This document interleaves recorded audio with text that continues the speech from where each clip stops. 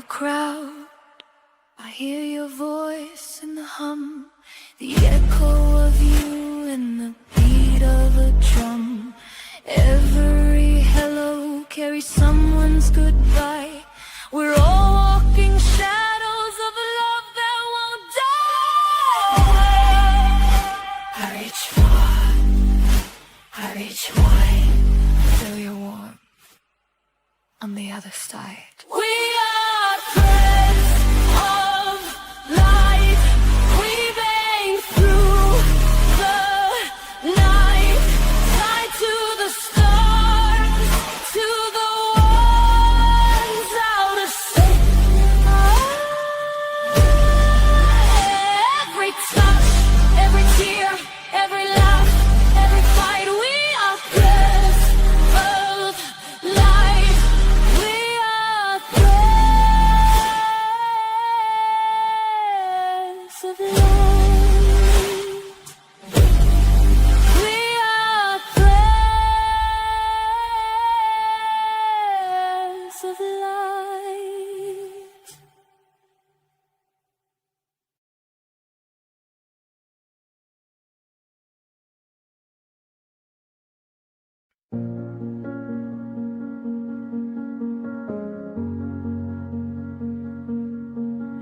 On the wire at dawn, black wings shoulder to shoulder. One call, then the flock moves like a single holder. They know the winter path, they know the hidden field. They keep the herd among them and never break the seal. If one falls, they turn. If one calls, they come. Carrying the amber till the dark is done. Raven circle, hold me in your ring. Raven circle, teach my heart to sing. One for all and all for one, under moon and rain. Raven circle, call me back again. They trade the same bright glance like secrets past and cold, guarding the young ones close on the cold and open road. I saw them on the fence like elders in the wind. No king above their heart, oh, just a vow to not unbend. If one turns left, the whole sky turns. If one keeps watch, the whole night learns. Raven circle, hold me in your ring. Raven circle, teach my heart to sing. One for all and all for one, under moon and rain. Raven circle, call me back again. Maybe faith is feather, maybe love is black and bright. Maybe every soul needs shelter in the long blue edge of night. So when I lose my way, let the old storm find me. I'll follow that dark blessing where the wild ones find me. Raven circle, hold me in your ring. Raven circle, teach my heart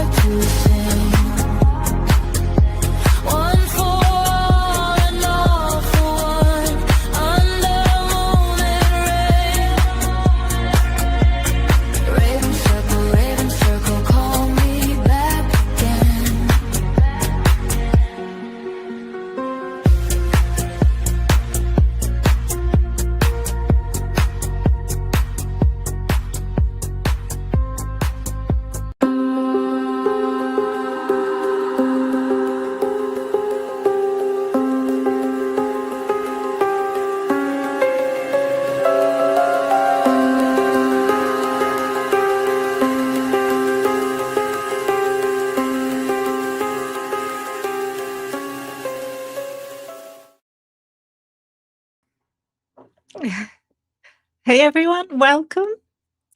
So you are the Ravens. What do you think? This is your new name. Welcome everyone. Hey, I'm going to say hello to a few people. Hey Robin, welcome. Thank you for being an amazing moderator. And who else have we got? Let's just have a look here. So just trying to find the chat again. There we go. Welcome, Daff Mentz. Thank you. Welcome. Good to see you. So just to let you know, we have got Here Comes Karma, who is still breaking her boots in as a moderator. So please, let's all, first of all, give her loads of support. She's doing this for the first time. So welcome, Essie. Good to see you. Welcome, Deborah. Good to see you. Welcome, Cookies Corner. Good to see you. Welcome, Donna Carranza. Good to see you.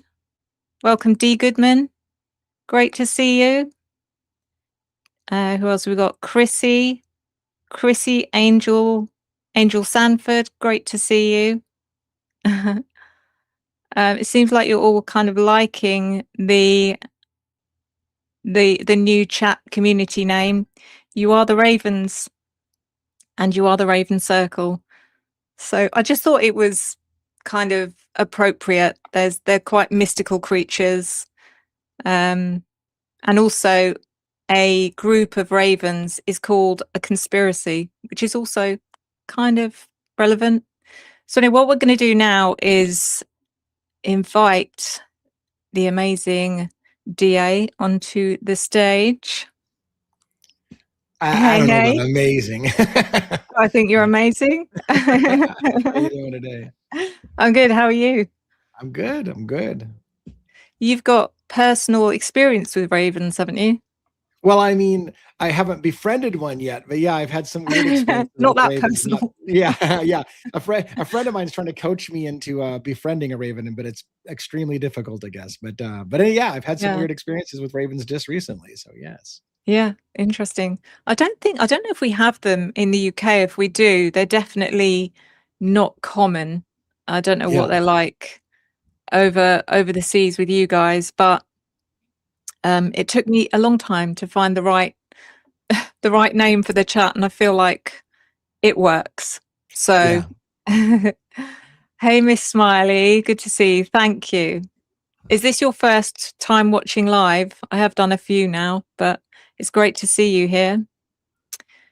So I think there you go. Donna says you are amazing. Well, there you go. That settles it. Thank you. I was on the bubble, but thank you. Exactly. Someone had to confirm it. Now you know. Okay, all right. Fair. So what was your moment of the week, Lee, if you had one? You know, this week has been an extremely difficult week with Bryan Kohberger's post-conviction relief, and then all of the absolute nutbaggish responses. Mainstream media doubles down to tell you how to feel about it. It's been insanity, and I'm being called names. I did a show the other night where we were watching one of Jack DeCour's most recently obtained interviews, and somebody sent me a nasty email saying how disgusting and vile of a human being I was for airing the public body, the interview that was. I'm like, it's an interview. It's on. Like, how am I disgusting in the public for the interview? Yeah. People are losing their minds on this case. So I don't know if I would call it a highlight, but that has been what's dominated my week, is dealing with the backlash of the PCR. So it's crazy. Yeah, it is. It has been crazy. I mean, obviously it was a very up and down thing, I thought, last week. I felt elated when the news broke about Bryan, and then it wasn't too soon after that I felt the complete opposite. Right, because people are just beating you down for it's not so much that. It was more that I thought, okay, let's just watch. First of all, it was watching the documentary that did it for me on Netflix. Yeah, thinking there might be something different, maybe this is.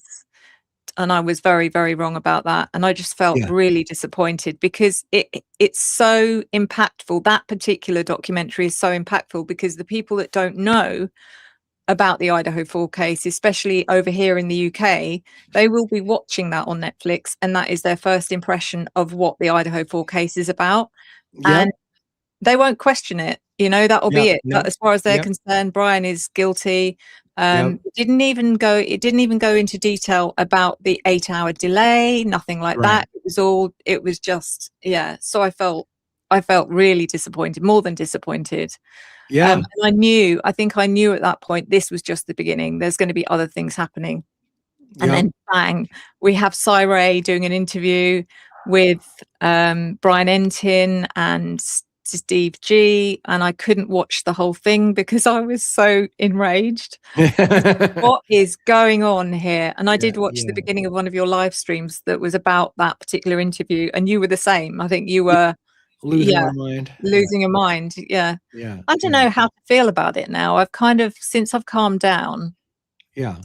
I don't know if Cyree has an alternative strategy, because I feel like, why would he do this? It's not doing him any favors. It's certainly not doing his career any favors, just purely for the fact that he's completely changing his mind from one minute to the next, or changing his narrative, changing his story. And it's like, make your mind up. What is going on? And I wonder, is there something behind it all? I have a theory. I think he actually is making it a good business move, and I'll tell you why. Cyree has always been a person he considers himself law enforcement. To this day, he refers to us in law enforcement. He thinks he's still part of law enforcement. He used to be a cop for 20 years. And he's selling software to law enforcement. And his pitch seems to be, this guy's totally guilty, but he may get off because you didn't use my software. And if you had hired me and used my software, this wouldn't have happened. So he's using the opportunity to say, yeah, the guy is totally guilty, but he may walk because you guys didn't use my program. So if you buy my program, this will never happen again. And I think he's using it as a marketing strategy to say, buy my program and this will never happen again. Yeah. I see where you're coming from. It could well be. I don't know. I don't know if he's also just kind of, he's putting his feet in both corners. Really, he's like, and maybe he doesn't know. I don't know if he gets called, if there is a trial, and I doubt he'll get called as an expert witness after. I don't think so either. After what he's done. I don't know. I just, it baffles me. But also he's already been appointed. I've forgotten the name. Bryan's already been appointed a defender, an attorney. Yes, an attorney, who we don't know who that is yet. So that will be interesting. Donna, thank you so much for that donation. That's super, super generous of you. Thank you. And I think I've forgotten your name. Sorry, hold on. Black Cat and Jam. Thank you also for your donation. That is super sweet. Sorry, I didn't pin it to the screen. It passed me by before I could grab it. But thank you. Go on, Lee. Oh, I was just gonna say, somebody gave me the name of his attorney, but I haven't been able to confirm it. So someone told me in a message who his new attorney is. We looked up that person, and it would be on paper a really good attorney for him, but I haven't seen anything publicly to confirm it. So if it is his attorney, I feel like on paper he got a really good attorney. Okay. But I can't confirm that really is true. So I'm afraid to push too much of that's who his attorney is, but it's plausible because that name did come up as a name that could very much have taken on the case. But yeah, it's all about watch this space now and see what happens from here. Yeah, there is a part of me that thinks, and maybe it's just, I don't know, there is a part of me that actually does want the trial because I want stuff to come out. I want the public to see the truth. Yeah. But also there is a possibility that he could just get exonerated without a trial. Depends on, which I would be, I think that would be perfect for him. But also I would be a bit disappointed because I'd want Yeah, that Well, everything to be revealed kind of thing. here's the really disturbing thing. I don't know how it is in like the UK, but in the United States, even a trial, you would be stunned, maybe, I don't know, maybe not, at how much stuff doesn't get into the trial. All kinds of stuff doesn't. And where I'm going with that is a lot of the community now have seen stuff that we know is true. It's factual stuff, it's in documents, but that may never get into a courtroom because there'll be legal fights about what's allowed and what's not allowed and whatever. And a lot of stuff doesn't get presented to the jury. So even if we see a trial, you're still going to probably be a little disappointed because you'll be like, oh my God, the jury didn't even get to hear all these other things we know to be a fact, and they won't necessarily hear it. So that'll be aggravating. Like, so yes, I want to see a trial as well, but I'll guarantee you that the jury won't see all the facts because the American legal system is designed for them to fight certain things getting in there. And so they don't really get to see all the facts. They get to see the facts that the judge allows in. And that's not always the whole story. In fact, it's rarely ever the whole story. So that's the frustrating part. I get you. And also the whole point being is that as far as Bryan's concerned, it's about him fighting his not guilty, status, rather than trying to make other people look guilty, if that makes sense. So it's so but interesting. And I wonder, because for him to have been appointed a legal a solicitor or a defender, I thought that happened really quickly. It did. That because that's almost like accepting that's accepting his plea retraction immediately, sort of thing, as far as I'm concerned. Or I might be wrong, but and do we know do we know if it would still be Judge Hitler if there is a trial, or would he sit? So he would. It'll be it'll be Hitler for a while. So Hitler, it has to go, but the whole PCR had to be filed to Hitler, and Hitler has to accept that or deny it and make a ruling. Now, so here's what my community is saying. If Hitler had rejected Bryan Kohberger's post-conviction relief process, his paperwork, and just rejected it outright and said, no, you were in my court and you said you're guilty, I'm not going to listen to this, he could have done that.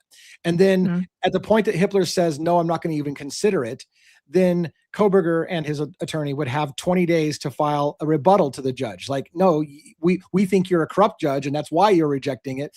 But maybe Hitler did the smart move by keeping it in his courtroom. By allowing it and not denying it, it can't be appealed to another judge. So he effectively allows himself to stay in control of the second process by saying, okay, I'll hear you out. So if he had said no, they have a possibility of saying, well, we want another judge to look at that. So in a way, maybe Hitler's trying to design himself to be part of the process rather than letting it turn over to somebody else. Now, this doesn't rule out the possibility that it will still get removed from Hitler, but right now, as it stands, it's all got to go through Hitler again. So as far as we know, it has been accepted. It's not a case of we could be waiting and he could still reject it. Well, I don't know that that's the case. What I think, and I'm not a lawyer, but what I think is all Hitler did was he said, so Bryan had said, I'm filing this post-conviction relief and I'd like an attorney to help me with it. So he said, sure, I'll let you have an attorney to help you with it. So now what I expect is going to happen, and Kathy Zindi's on our show has come on and said, more than likely what's going to happen is Bryan's attorney now is going to make a more formal amended PCR. So they're going to take Bryan's handwritten notes written by pencil in prison, because that's all he's got is a little tiny stick pencil to write with. He's going to take that handwritten thing. He's going to turn it into a legal argument. So an attorney is going to file the official PCR. So all Hitler's really allowed him to do is have an attorney, I think, represent him in filing a more formal amended PCR, and then we'll see where it goes. Now he could reject it once that lawyer puts it in the best argument they possibly can and go, yeah, I still don't like it, you're out of here. That could happen possibly, I think. But okay. So it's so far it feels like everything's going the way it should. But we'll just wait and see. So I did prepare some bits and pieces through the week that I came across. I tend to frequent the Reddit forums a fair bit. And this time I actually focused on the Kohberger reactions, because you know, anyone not pro-Berger, sorry, the other side, the guilters. I was looking at their reactions because we kind of know the reactions of, you know, people like that are watching this and supporting Bryan. They're going to be happy about it.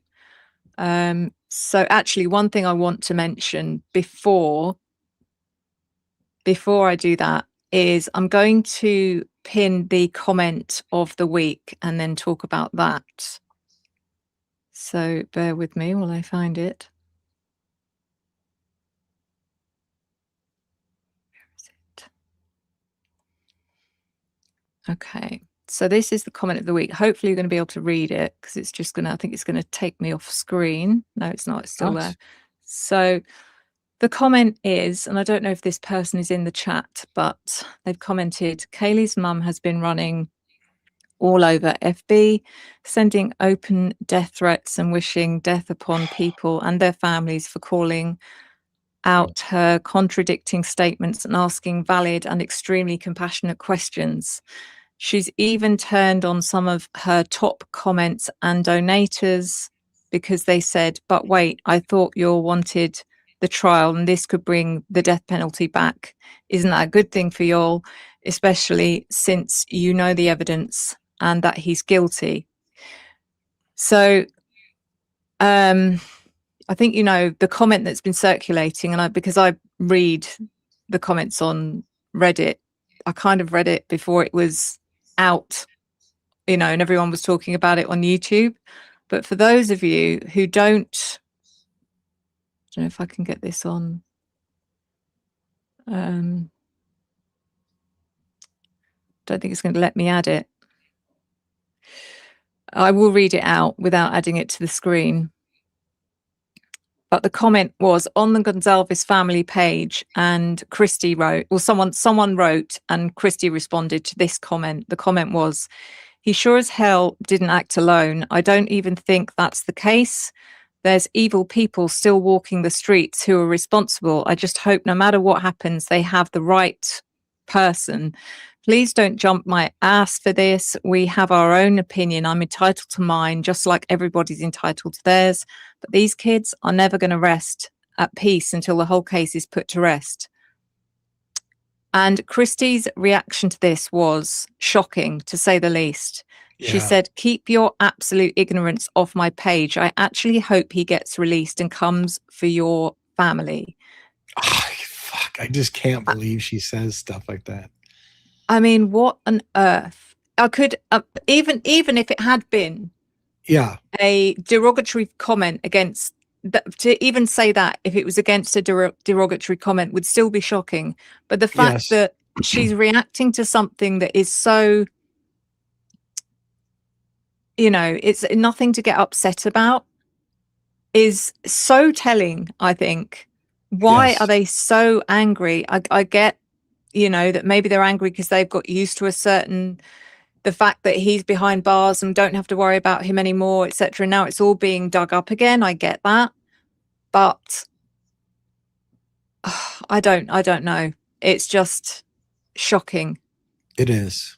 And it's, on the one hand, and I keep making excuses for the family. On the one hand, when people are in pain, they say things they don't necessarily mean. So I hope that it's something she doesn't mean. But wishing that somebody murders your family is just a level something of you've experienced yourself. Yeah, something, you're right. Like of all things, you should realize that you don't want that on anyone. And for you to say, well, I hope he kills your family next. I'm like, what the hell are you thinking? Like, I realize people say things that are dumb when they're angry, or they say stuff that they wish they could take back. But now it's starting to become a habit with her. She's made comments like this before, or at least the Gonzalez family page have made comments like this before of, you know, hope he kills you or whatever. And I'm like, what the hell? Like, just, I don't know, stay off of social media if people are making you so angry that you say things like that. I don't know. It's just me, but yeah, it's just, I don't know, to lash out at like that particular comment. I don't frequent the Gonzalez family page. I just don't. But yeah, it was a respectful comment. it was a respectful comment. And why has that triggered her so much to say that, you know, if it's him, he didn't do it alone? It's like, why is that so, you know, triggering? Right. I don't get it. Right. It still allows the possibility that Kohberger did it, and they're angry to even suggest that somebody did it with him, and somehow that I don't know. Yeah. I don't know. So a couple of other things that I screenshot. Let me see what this one is. And again, I don't know why it doesn't allow me to add it.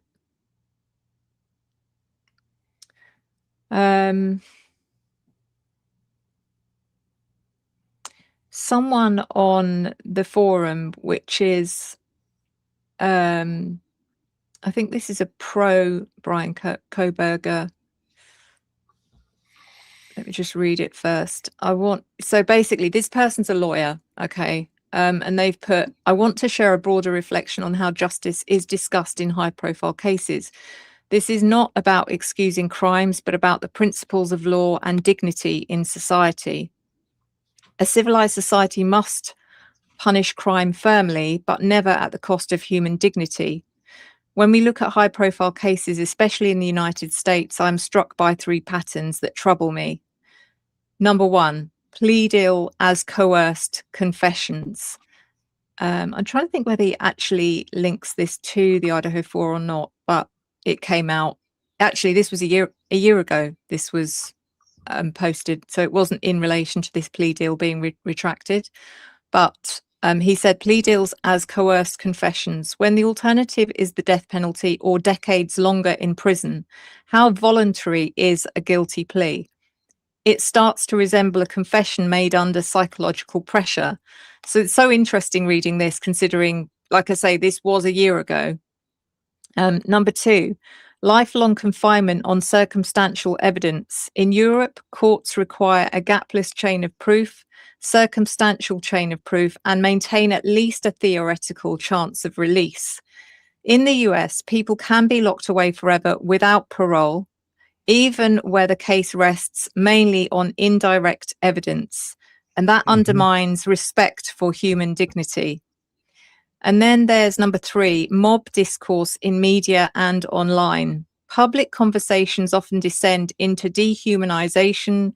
Offenders are called monsters, fantasies of suffering celebrated. And this does not honor the victims, it drags society down. None of this diminishes the grief of the victims' families. On the contrary, true respect for them requires that justice itself remains dignified and humane. Mob justice is no justice. It corrodes the rule of law.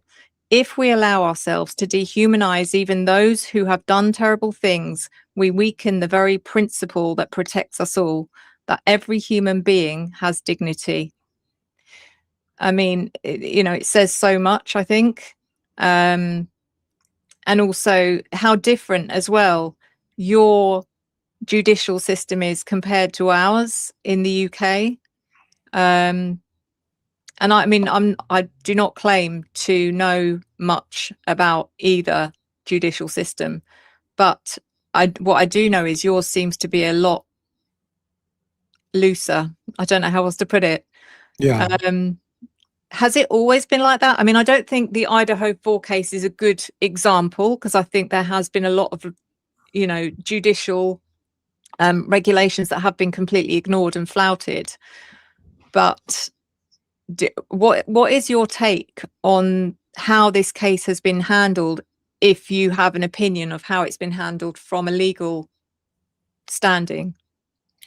Well, I think traditionally in America, and it's not like, I don't know that it's written in this way, but we've had the attitude in America that we would rather a few guilty people go free than for one innocent person to go to jail for something they didn't do. And that's been something that we've tried to pride ourselves on, is we're willing to accept that some of the bad guys are going to get free on technicalities, because we want the system to really, really be difficult to convict someone, because we want to make sure that no innocent, not one, because it's more disgusting to us. It's more reprehensible to us as a people to see an innocent person go to jail for something they didn't do than for a bad guy to maybe get away with one from time to time. So that's been the basis. But we're slowly, I feel, changing as a society in America where everybody who's accused is guilty, and we just want to see them go to jail. And it seems like the judicial system is losing that presumption of innocence. I mean, we're a country in the United States that believes in the presumption of innocence, but we incarcerate more people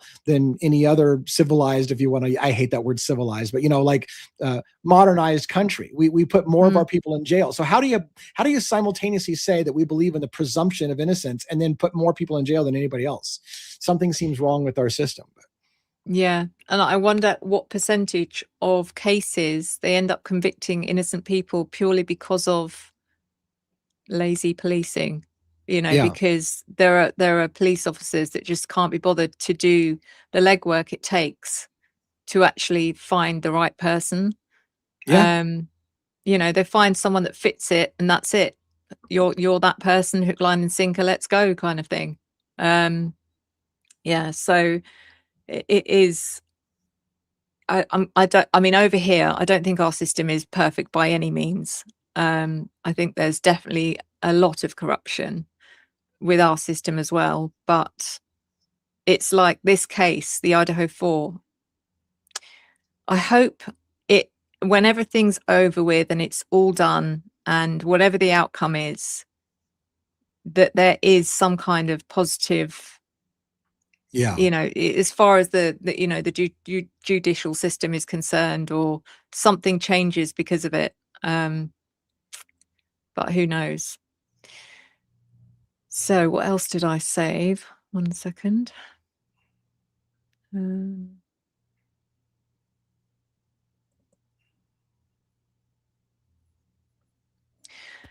So someone, and I mentioned in my last live stream as well, that my daughter Natalie, she didn't make it tonight, unfortunately. She knows very little about this case. She's heard me talk about it a couple of times, but she doesn't know, what it's all about, really. And there's a lot to learn, when you think about everything that's happened since the beginning. And she said to me, look, I'm going to watch the documentary and kind of make my mind up. And I said, look, if this documentary is like all the others, then please keep an open mind, because it's probably just the same old mainstream media bullshit.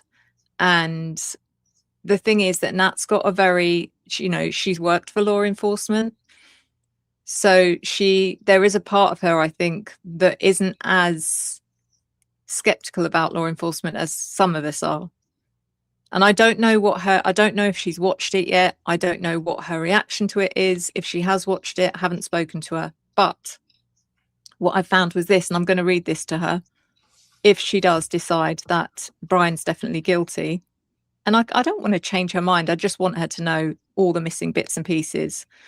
So this I found again on Reddit, and it's kind of highlighting all the things that haven't been, that all those mainstream media channels don't highlight. And there's a list here. So we've got DNA found at the crime scene on a handrail and glove was not obtained and thoroughly tested and collected as evidence. But what was done via the defense wasn't a match to Bryan. Let that sink in. The DNA found under one of the murder victim's nails wasn't a match to Bryan. Let that sink in. Officer Payne stated the cellular tower data they obtained from the network didn't place Bryan's phone in the area at the time of the crime.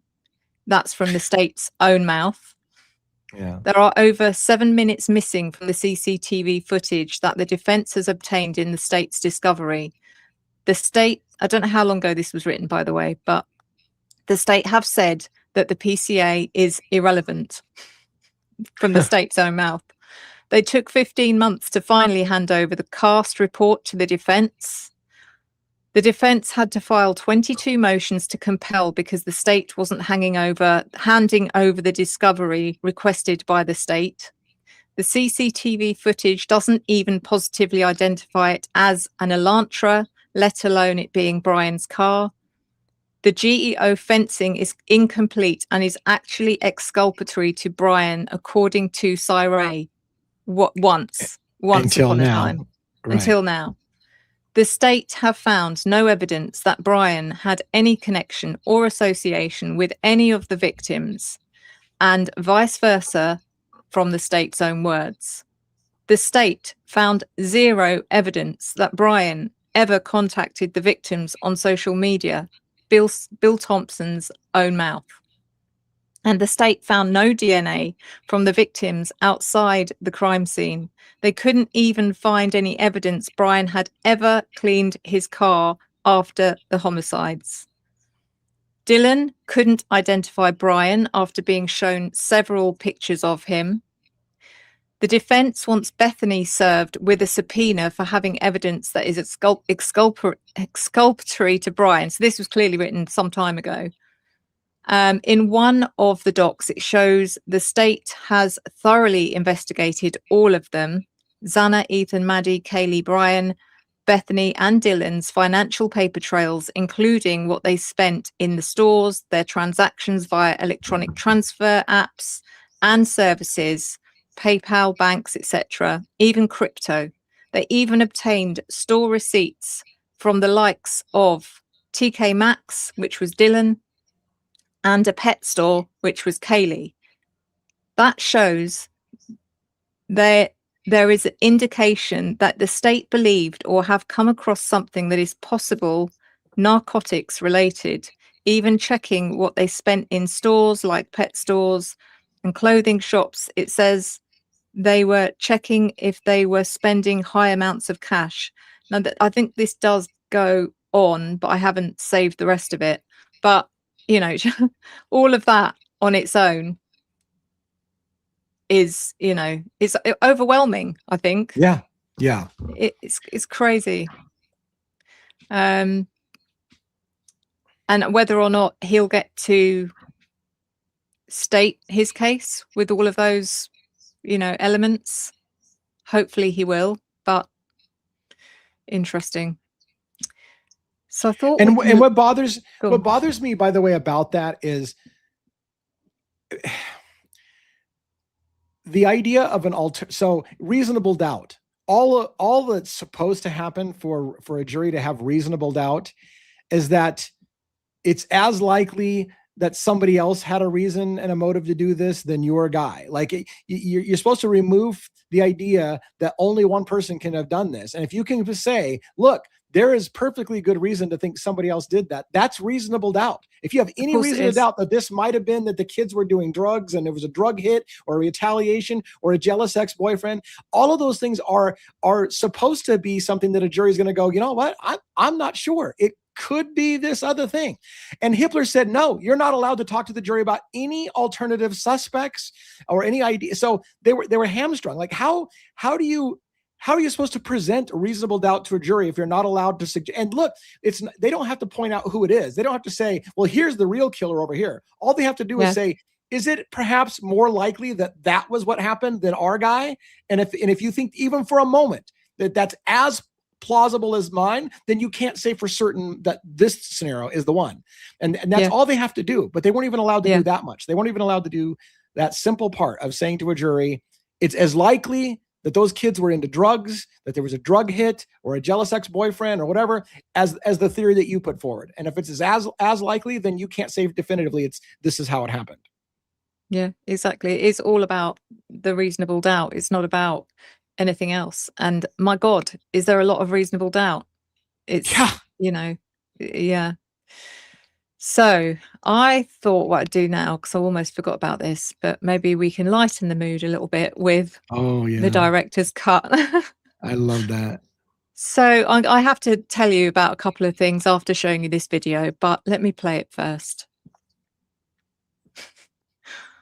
There we go. One second. I'm going to just mute us first. All right.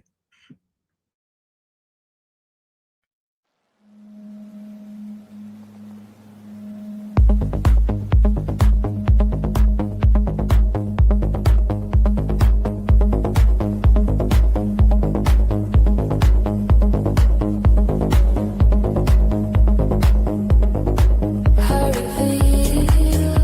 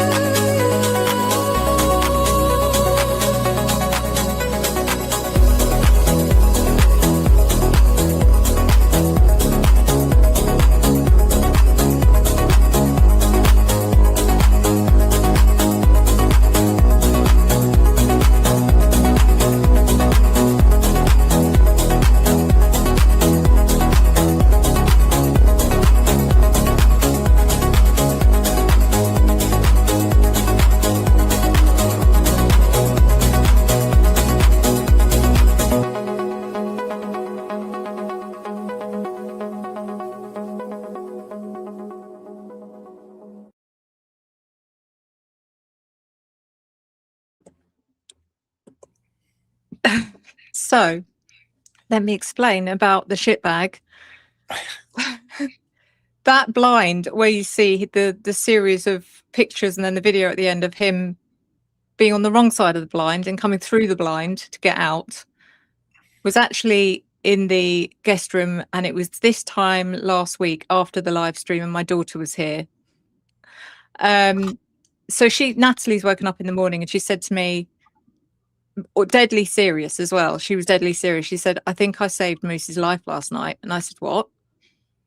Now, what you saw in that video was not actually what happened later on. So later on, he's obviously done the same thing again. I don't normally have the blinds down because of that, but she had the blinds down and she got woken up. She said she woke up in a panic because Moose had something. She said, "I was fast asleep, Mum." She said, "I was fast asleep. I just woke up because I heard Moose panicking." She's looked at the window and she said what she thought was he was tangled in the blind, but he was literally hanging. Oh. And she had to quickly rescue him and he ran out the room. And I was like, "What?" She said, "Yeah, I was kind of half asleep, but I'm pretty sure he was hanging." She said all she could see was like his long body. And I said, "Well, what? Were his feet off the ground?" She said, "Yeah, I think so."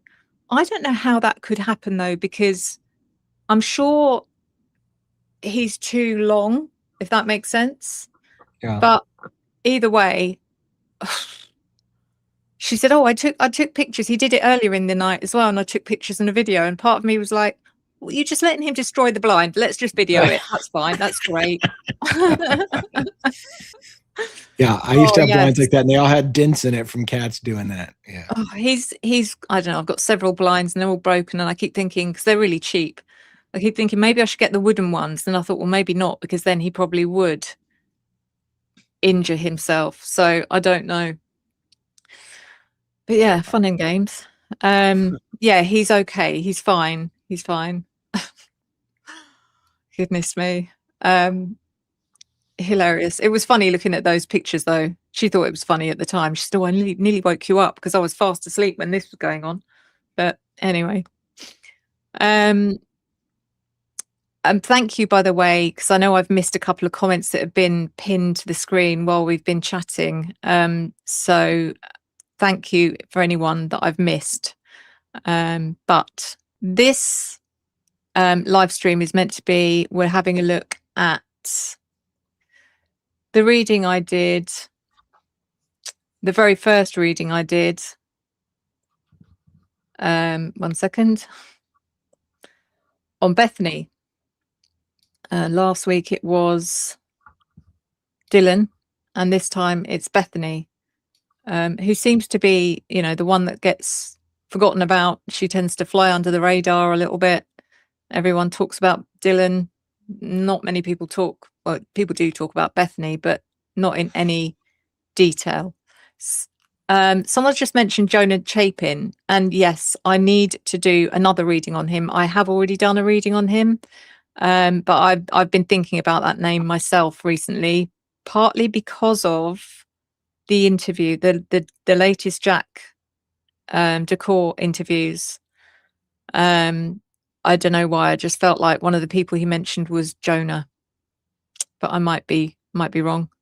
Have you watched that, Lee? No. Okay.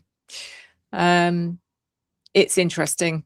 Yeah. It reveals some things about Kaylee that we didn't necessarily know, about her taking a certain drug. Yeah. Oh, the Jack Decor. Sorry, I thought you were talking about the Jonah Chapin thing, but yeah, I did watch the Decor ones. Yeah, and they talked about the cocaine quite a bit. Yeah. Sorry. Yeah. Don't want to say that. I forgot. If you're not wanting to say that on your channel, I shouldn't say that. No, it's fine. I the only reason I don't is I worry that it's going to get demonetized or something. But right, I suppose if I say it, it'd be the same thing happening to you. So, but I don't presumably you're more relaxed on your show, and you don't get demonetized, so I should be okay. Yeah.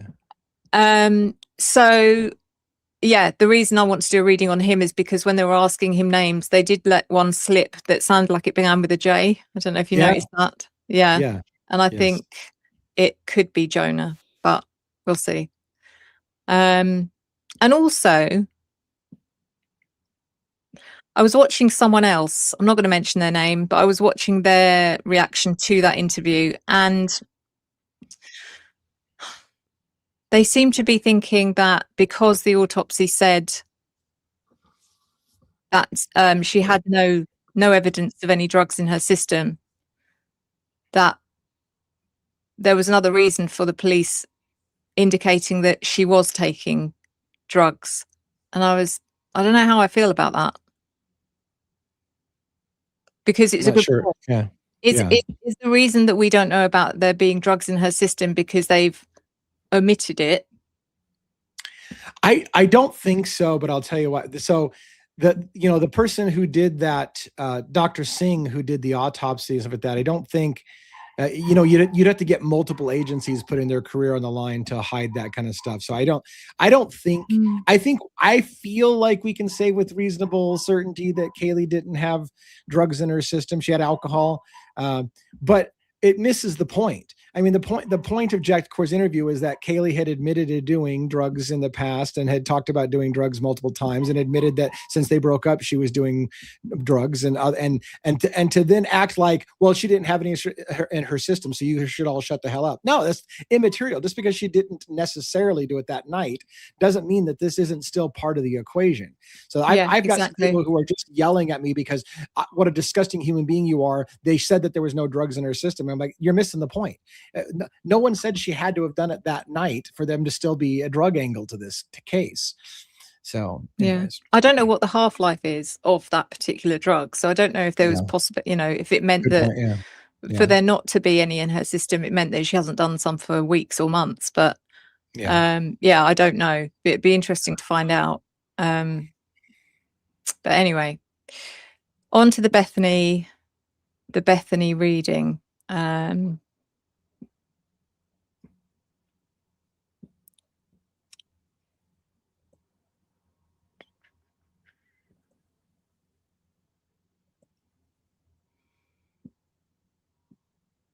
Here we go.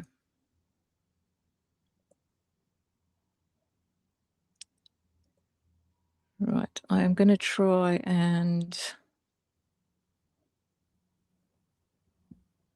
There we go. Hopefully you'll be able to hear. So I'm going to start this now. I may pause every now and again just to comment. And also, Lee, if you want to comment, just shout and I'll pause. Okay. Hi guys. Can you hear it okay? I'm continuing readings on the Idaho 4, and this reading will be about... Just to let you know, this reading was done last year, September. I didn't check exactly when, but it's going to be mid-September, somewhere between the 11th and the 20th of September from last year. Not last year, I keep doing that, from 2024. Sorry, 2024.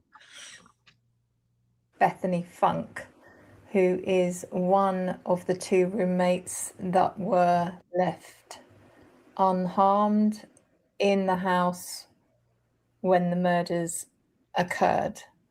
So I think Bethany is probably the biggest anomaly in the respect that we've heard nothing from her. There's as much chance that she should have heard activity as Dylan would have heard activity. So it's an interesting one, but she certainly seems to be a bit of an enigma. So I haven't searched thoroughly, but I haven't found her date of birth or her zodiac, but it doesn't really matter. So we're going to start this off with some oracle cards, as always, after which we will delve into the tarot. So let's find out what Bethany knows. Oh, here we go.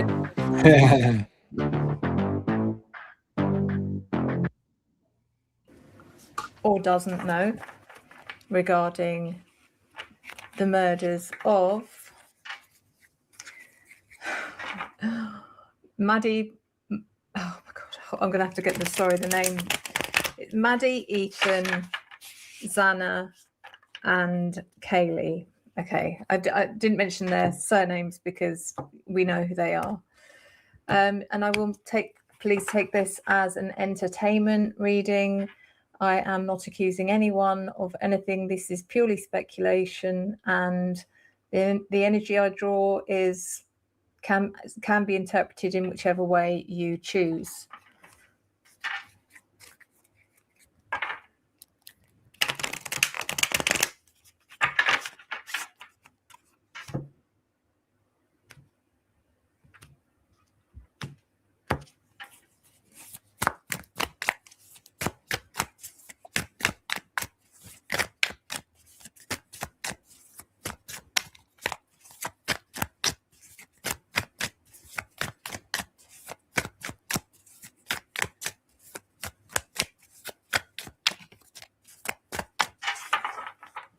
Okay.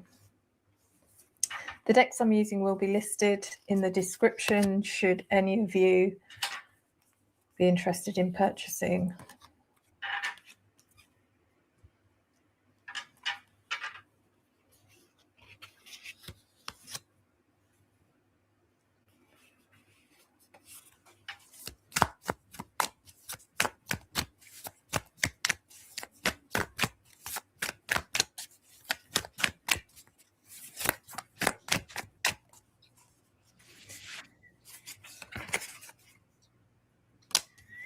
And again,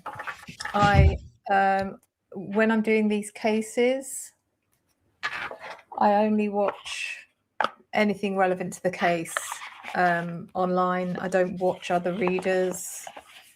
Once I've finished with cases, I'll watch other readers, but I won't do it in the middle of my own investigation. So, first set of cards for Bethany. We have lust, greed by any means necessary and inconsiderate.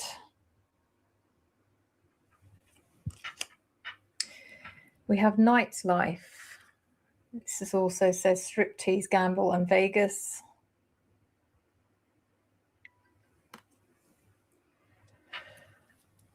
Stagnant, stuck, dead end, frozen. And running, escape, denial, and excuses. I'm sure we had that card for Dylan last week, didn't we? Was I on during that one, or is that on your different line? Yeah, no, you were. It was last Sunday. We were looking at the Dylan case, and there was the running card. Unless I'm thinking of a different, I don't know. I might be thinking of a different reading, but it's definitely, yeah, one of them. So, lust. I know literally nothing about Bethany. I don't know if she has a boyfriend. So I'm literally going into this completely cold. But regardless of whether she was in a relationship or not, I get the feeling that potentially she had her eyes on someone. When you start putting it all together, it starts to feel a bit messy because of the energy I picked up around Dylan as well.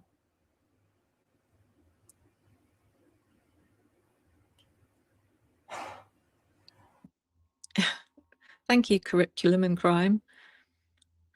I get a few people saying that I've got a soothing voice. I think we obviously don't live with me, but thank you. And then I come in here and just destroy that with my shouty, screamy rants. You've got a great voice. You're not shouty and screamy at all. I'm not calm and serene though a lot. I don't know. I don't think you're not. I was going to say something else as well, but it has gone out of my head. It's all good. I want to say hey to Coco. Welcome, by the way, Coco, and 11. I saw that you were in the chat, so I thought I'd say hi. And that was it. I was going to ask, is anyone aware of Bethany having a boyfriend at the time? that I this all haven't heard, happened. like you said, she's relatively under the radar. I haven't heard a whole lot about Bethany. So Yeah. Interesting. Look at all these people saying how cool you are, Lee. See? yeah, they must see something I'm not seeing. I appreciate it. I appreciate it. Don't listen to the negative people that you end up getting on your channel. That Whew, I got some. yeah, I'll tell you. just don't. The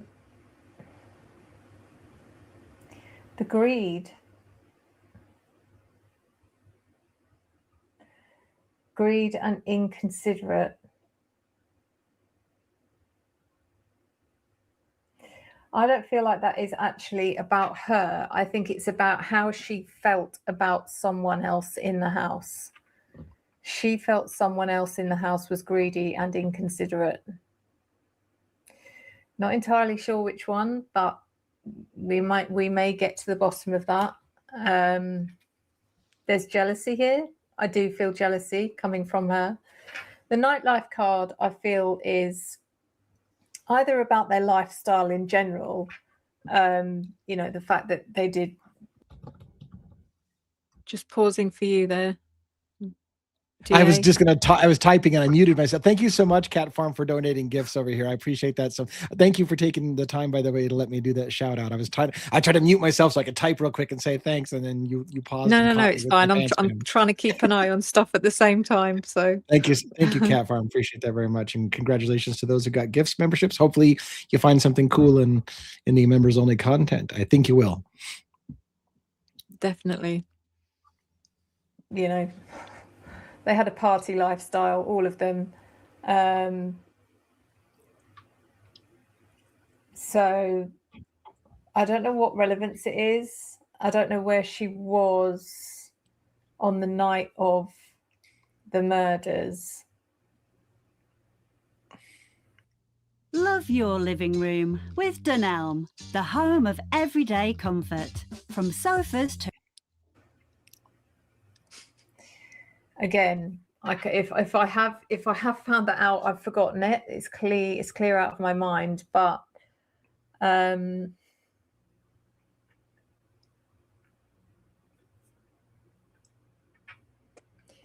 yeah, stagnant, stuck, dead end.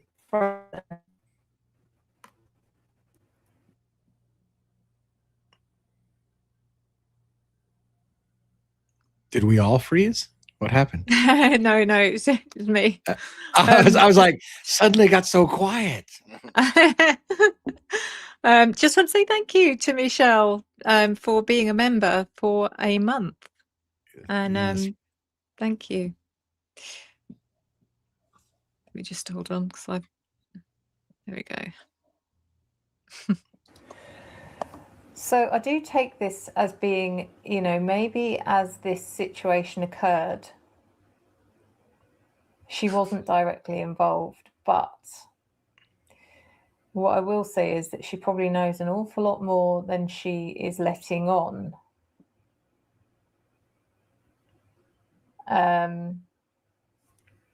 Which takes us to the next card: running, escape, denial, and excuses. And she did pretty much do a runner as far as I'm concerned. I mean, once it happened, she disappeared and you never to be heard from again. I see. Can you find out what Kaylee did? She received something by mail at 11:22. I don't know what that was. Thank you for the comment, Miss Debbie. Where have you seen that she received something in the mail? I'm a bit of a stickler if it's just a rumor or speculation, or if it's actually been documented. If it's been documented, I'm more than happy to look into it and do a reading.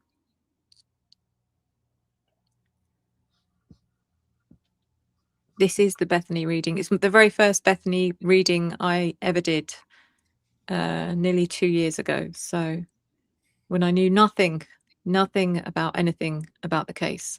So let's continue. Tommy found it, Sue.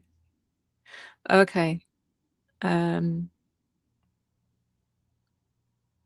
I can look into it.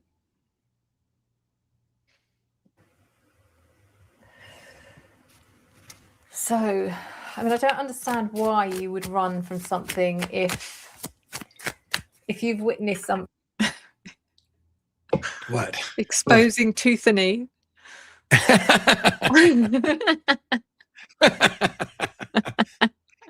is fairly funny. Thing regarding the murder of your friends, why wouldn't you want to help? I'm not saying she hasn't helped. Sorry, the Vicky, that rumor was started by me because I did a channeling session with Kaylee, and she's the one that showed me the necklace being taken off of her after being killed and being sent to her family as a message. Now, you know, so it's not been documented, but it is what I channeled through her. Now that can be open to interpretation, or my channeling could be open to interpretation, but it was a pretty clear image, or you know, that I will never forget. But anyway, that would leave an impression. Yeah. But whatever statements she's made have certainly been kept private. They've not been shared publicly, unlike the statements that Dylan made.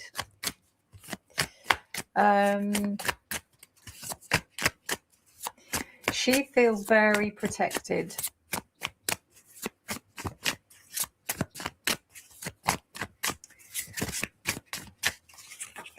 And I have my own ideas why. From the very beginning of this case, before I even drew a tarot card, the reason I decided to do these readings was because of messages I'd received from Spirit. And I'm not going to get into that until the very end, because what may transpire may not fit with what I was told. I can't understand why I would have been told what I was told. I used to think I had a pretty clear picture of my market. It turns out I really didn't. And in a market that moves this. But it must have some truth. Oh, wow. Wisteria, thank you so much. Thank you for pausing too. Thank you for the gifts on more gift memberships. It's like Christmas. It's raining Christmas over on my side for the gift memberships. Thank you so much. Very, very cool. Thank you very much. And then I've got a message here from Jackie. Can you give this to Lee? He's fabulous. Oh, Thank you. So Thank you're you gonna have very to give much. I me appreciate it. you're gonna have to give me your bank details now, Lee. So I think they just meant give you the message. So we'll let you keep Oh, the I don't funding know. on your side. might be the donation, but Thank you so much. I appreciate that. It's nice to get. It's after getting your teeth kicked in all week, like I have been from a lot of people. It's nice to hear positive things. Very cool. yeah, it's hard to not take stuff personally, but Yeah. you just got to, you know, I think sometimes it's actually it's a good sign in a way that people are being so reactive, because I'm like, okay, we've hit a nerve here, have we? It's like, why do people take it so personally? You know, it's not their family, it's not their child. It's yeah, I don't know, but yeah, there's some high emotions in this case for sure. Yeah. And they're going to get even more emotional if they are proved wrong. Can you imagine? And you know, and I don't want to side tangent your reading too much, but like you were talking about, like your daughter watching the documentary. That's something I forgot to mention. The worst part about those documentaries are they like to focus on the grieving families crying and hardly able to talk about it and asking why people don't leave them alone and leave their family alone and let them grieve. And that no one wants to see somebody in pain. So that's how they play on everybody to shut down the alternative is you see somebody in pain saying, you know, just leave us alone. And then if that's your first introduction to the case, you're like, why do you talk about this case? Why can't you just, you've already been told how to feel about it. Leave these people alone. Didn't you see them crying on TV? Leave them alone. And you're like, you need to be in this case from the very beginning to know how this is going down. But anyways, the first Yeah. impressions are hard to break, and if people see a grieving family, they're automatically sickened by anybody questioning the narrative. Yeah, but no one's attacking the family. You know, it's Right, like right. Yeah, no one's we're attacking just the fighting for justice the way Yeah. they should be. You know, but Mhm. Behind it is all I will say. But anyway, oh, we might be here all night. But thank you so. Hold on a minute. We're fighting over comments here. Sorry, 1 second. Trying to get this on screen. There we go. Thank you so much, Grandma, for the memberships. Thank you. It's super, super kind of you. And welcome whoever you new members are, all 5 of you. Welcome to the Revelation Tarot member circle. Thank you. It's very cool. Sorry about that. Here comes karma. Felt like we were having a bit of a fight there, but it wasn't intentional. It happens all the time. I'll pin something, they'll try to pin at the same time. We end up pinning and unpinning each other, and yeah, it happens all the time. Okay.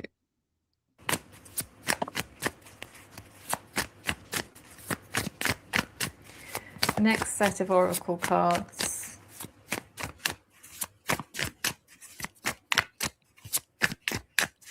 I'm working on that shuffle, dang it. I'm telling you what. Oh yeah. I am working. I sometimes practice the shuffle because I don't have it down, but I'm working on it. If you do what I do and you do as many readings as I do, you'll have it down within a week. Oh yeah, so. yeah. I'm picking up my own personal readings quite a bit. So. Are you? Interesting. Yeah. Have you done any more personal readings for anyone else? I've done 2 now. And I had to say, I mean, not the side tangent, but the first one I did for somebody, I was so nervous about reading somebody else's cards. I haven't done that since high school. They've watched it like 11 times now and keep telling me that they get something new out of it every time. So that went well. And I've done a second reading, but I've had the hardest time getting her reading because she didn't give me a private way to send her the private link, so that I don't want to send it to her in public where people can see it. So I still haven't seen what her reaction is. So I've only done 2 readings for people, but I'm waiting to hear if the second one was okay or not. Yeah. Well done though. Thanks.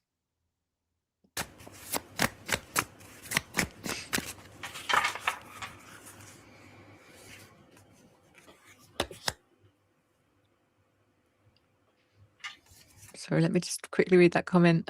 Is this comment for, I'm presuming it's for me, or could be for you, Lee? I think it's for you. I didn't read the rest of the comment. Thank you though. It felt like a really lovely compliment. I feel very lucky to be able to do what I do. Very blessed to have all of you amazing people around me as well. So like I've said before, I was expecting when I went into this to have a lot of negative, get ready for all the negativity from a YouTube channel that's specifically about tarot. There's plenty of people out there that think it's, wrong, or even that I'm taking advantage of people, that kind of thing. And I just don't, it's probably, I was saying, I think I might have been telling Here Comes Karma, I can honestly say in the whole time I've been doing it, I can count on one hand how many times I've had to deal with negativity. So it's amazing. Oh, wow. Yeah. That's amazing. I didn't know Lee was doing readings. There you go. I didn't know I was doing it either. The secret's out now, Lee. Everyone's going to be asking for a reading. Well, it's your fault. It's your fault. You were like, you really should do a reading on Idaho 4. So I did one, and then a lot of people loved that. And so then I started getting all these personal requests. Can you do a reading for me? And I'm like, I don't really do that kind of thing. And I was like, okay, I'll try it. And then here we go. But we'll see. We should definitely do a live stream where we're both doing a tandem reading for something on the Idaho 4. Just to that would be interesting. Cards. Yeah, it'd be cool. I think it would. Yeah. For sure. You could do it. You can draw some cards. I'll draw some cards, and we'll combine them. It'd be good. I'm working on my confidence. So when I get to that confident enough, we'll do it. Sounds good to me. The thing is that there's no right or wrong with tarot. Right. You go with your gut. You go with how it feels. What is it telling you? So, I know. I get what you're saying about it being nervous because of who's watching, who's watching that knows tarot that is judging me, and you're probably nervous the fact that it's me. I don't know, but I get that. Right. I get that feeling. And I don't, it's one more thing. I mean, I don't want to derail this, but the other thing is, I told you, you've done a lot of readings for people, so you're probably used to this. What I wasn't used to was some of the personal questions people want me to do a reading on. I'm like, oh my gosh, like I don't know if I should be getting myself into your life that much to ask that kind of question. So like, it's intimidating because you're like, the questions that you get asked, you're like, oh, do I want to give somebody life advice on something like that? That's like, it's a heavy thing. So I don't know how you do it because it's heavy, but and if you're not sure, then it's always best just to say, look, I'm still learning. I don't want to be doing a reading on something so important that might affect, the way you feel, sort of thing. So I get it. Have either of you done readings with just a regular deck of playing cards? I have. I did over on my other channel when I was doing the zodiac readings. I actually use those more like an oracle deck. So at the end of every reading, what I do for the zodiac readings, I'll pull an oracle card from a particular deck and I'll read that for that zodiac sign. So I instead was using a regular playing card deck and pulling a card out of there as not an oracle card, but the same way you would pull a single tarot card out of a deck and use that to finish the reading, to summarize, kind of thing. So it's interesting, all of the different suits and how they tally to the suits of the tarot. And I cannot remember which is which now. I know that the spades are probably the equivalent of swords, because they're the kind of deemed as being more negative or more challenging. Like the ace of spades is meant to be a bit of a doom force, like it's got a reputation of being a really negative, dark card, which it's not. But also, Kathy, confirmation of a trial date. I'm thinking April or November 2027. Looks like that just popped into my head when the trial's going to be. It's interesting. Someone pointed out to me that when I was doing the readings, when the trial was still coming, that I'd said, even though it had been scheduled for September at that point, I think I said in a reading, I don't know why I feel like it's going to be October. And then someone said, well, maybe it still is. Maybe it is going to be October. Right. October's a little bit too soon. I don't know. They're not going to have all their stuff ready by October. Could be October of next year. By the time we get done with all the pre-trial stuff, could be October of next year. Exactly. But thank you for your comment. So let's get through this. Confirmation of trial, that's the same one. Okay.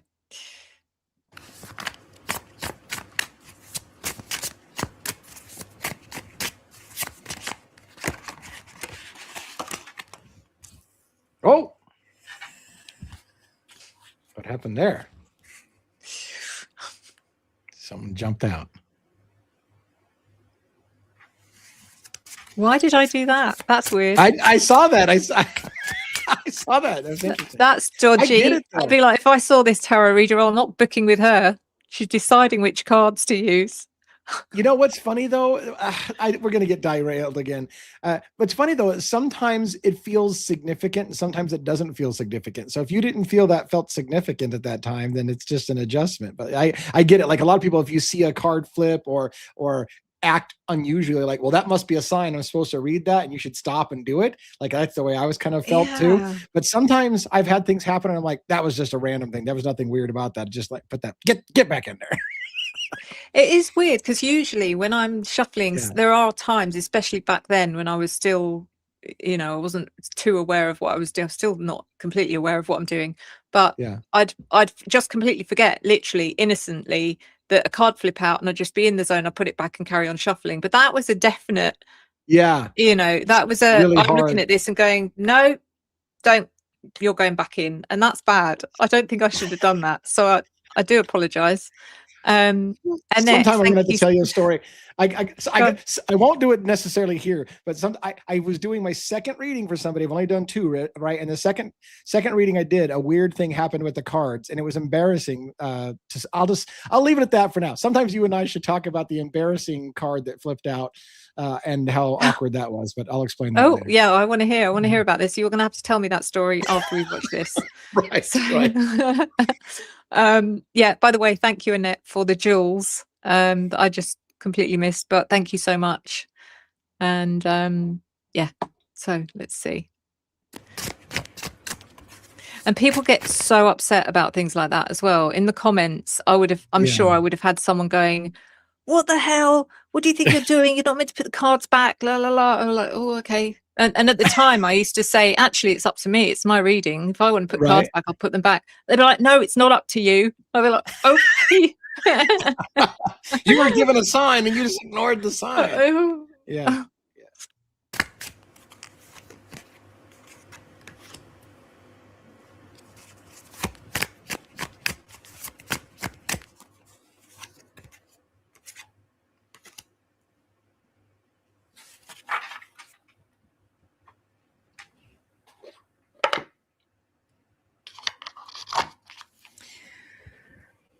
First card, copycat.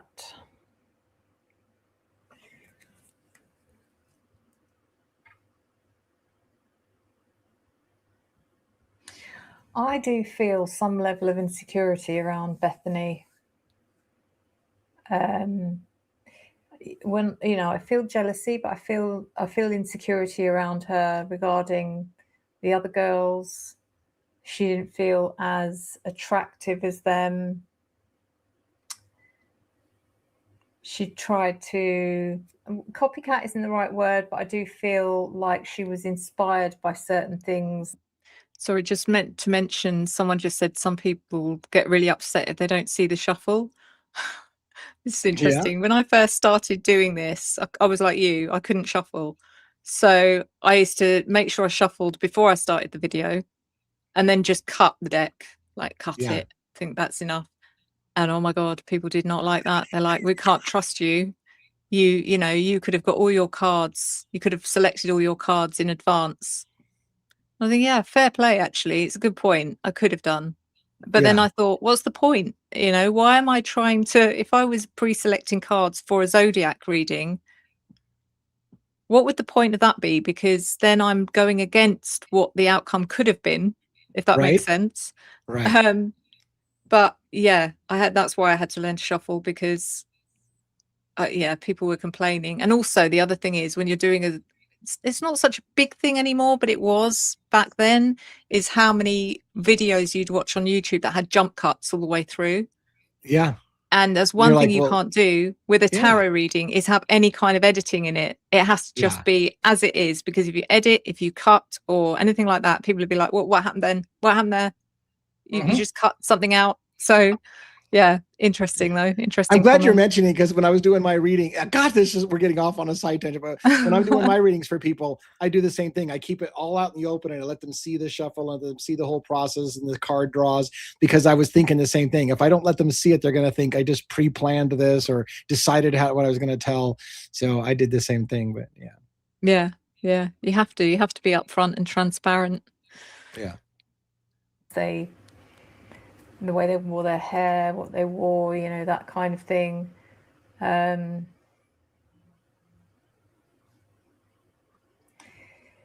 some sort of simmering, trying to think of the word. There's a sense of simmering.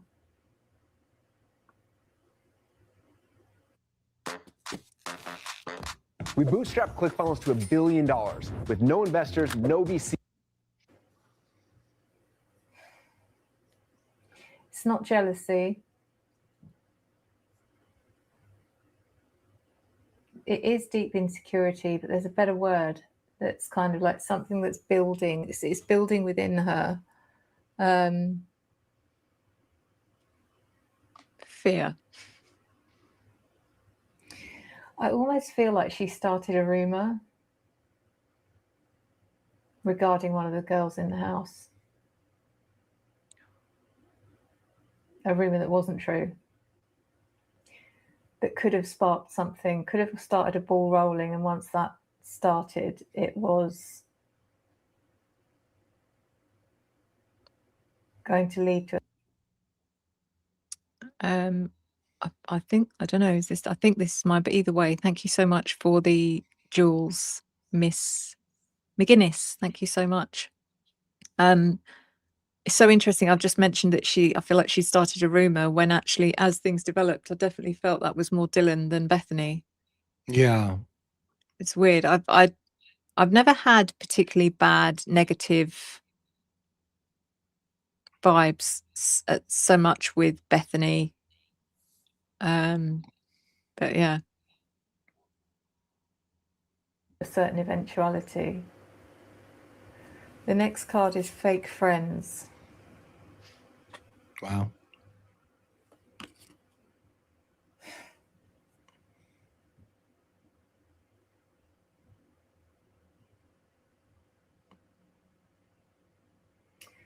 There's something very messed up about the energies.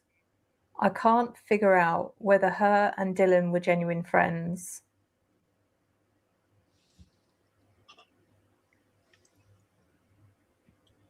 I don't feel any animosity between her and Dylan, but I also don't feel like they're, BFFs or anything. It's true, actually, that people kind of went down that road of assuming, because they were the only two left alive, that therefore they're good friends in the house, which isn't necessarily true. No. In fact, the fact that everyone thought, well, not everyone, but a lot of people just assumed that everyone living in that house all got along as well, may also not be true. When you think about how shared accommodation is, I think about when I was that age and, living in shared accommodation with other students, I didn't actually make friends with any of them. We all just, I don't know if you've had that experience, but yeah, it's like we're all coming and going at different times, and we've all got different stuff going on, and we already had connections and friends before we all ended up sharing a particular. It's different, I suppose, because this was a university campus kind of thing, which my experience was just sharing a accommodation which wasn't linked to a university or a college. But even so, I didn't make any friends or connections within that house. So I don't know. I want to take a moment to share a thought that I don't say a lot on my other channel, because I try to be careful about getting too much into speculation, but I've said things like this. I really feel in my gut that whoever did the murders knew Dylan and didn't even know Bethany was downstairs. And so that would explain both why Dylan survived, because they knew Dylan personally. They didn't know Bethany was in the house. That's why she survived. It's not like they left two people behind. They left one person behind. I don't think they even knew Bethany was in the house. And I think Bethany saw or heard something that blows this whole case up, and she got the hell out of Dodge before anybody forced her to testify about it. And that's why the defense wanted her back, because she had exculpatory information. What Bethany saw or heard, which the people or the person who did the killing didn't even know she was there, would blow the whole case up and would ruin everything. And so she fled the state and has never come back officially, because I think they didn't know she was there. And that's what I think. Yeah, good point. I think something very similar. I think I agree with you about Dylan, and my thoughts on Bethany are whether she was there. I don't think she was there throughout the whole evening. And I still haven't quite nailed down whether or not she was there. I mean, the most recent reading I've done for her showed me her being there, witnessing what was going on during, and almost could have been another victim, but she ran, is what I've seen. Yeah. But then she ended up having to come back, because I don't know what the reason for that was, but she's had to come back to. Well, I would theorize for this. If she came, let's say she came up and saw the murders happening and fled the house. If something happened in which she would have like left and gone over to the Whites or whatever, and then had to come back when the 911 call gets made, because somebody convinced her that she has to not say what she saw. So somebody convinced her not to talk about what she saw, to come back and act like she was there the whole time. Then that might explain that scenario, that maybe she was coerced into, you are going to get back and you're not going to say what you saw, and you're going to, and here's the story we're going to go with. And so did that happen? It's possible in my in a scenario. That's totally possible. Yeah.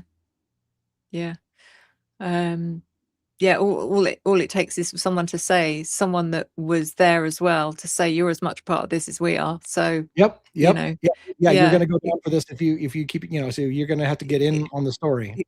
Exactly. But she was out of all of them. I say out of herself and Dylan and, anyone else who was closely kind of involved, like Hunter Johnson. She seemed to be the one that was the most terrified during an interview of being accused of something. Yeah. So, yeah.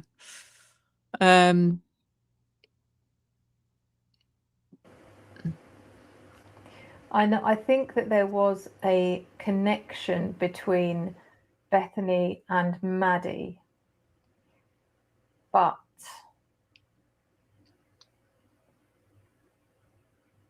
it's not what it seemed. How Bethany kind of behaved around Maddie, or made her believe that she was a genuine friend, isn't how she feel. I can sense this seething under the surface with Bethany.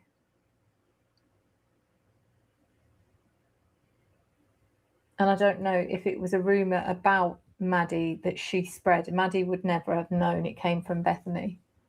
Was it about Maddie or was it about Kaylee? I'm not sure. It's one of those two. It wasn't about Xana.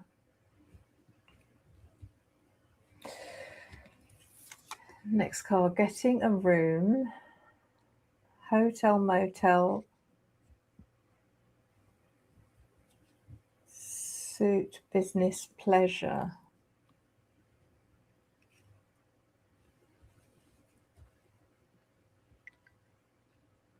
We're looking for people 40 plus who want to actually master Claude in 28 days. No free time needed, just 10 minutes a day. Nexera gives you interactive, bite-sized.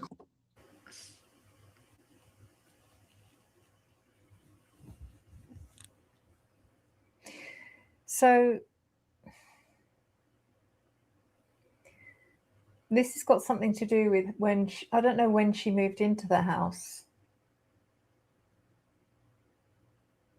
Was she an actual? Was she a permanent resident in the house? Because I know Xana was, Kaylee was, Maddie was, and Dylan was.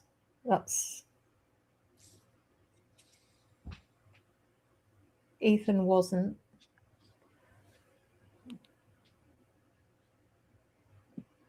So I don't know. I don't know if she's a permanent, she was a permanent housemate, or whether there were discussions going on about her being a housemate, or whether this is showing me when she became a housemate. I don't know. It's something weird. This card I don't get. It's obviously an American term I do not understand.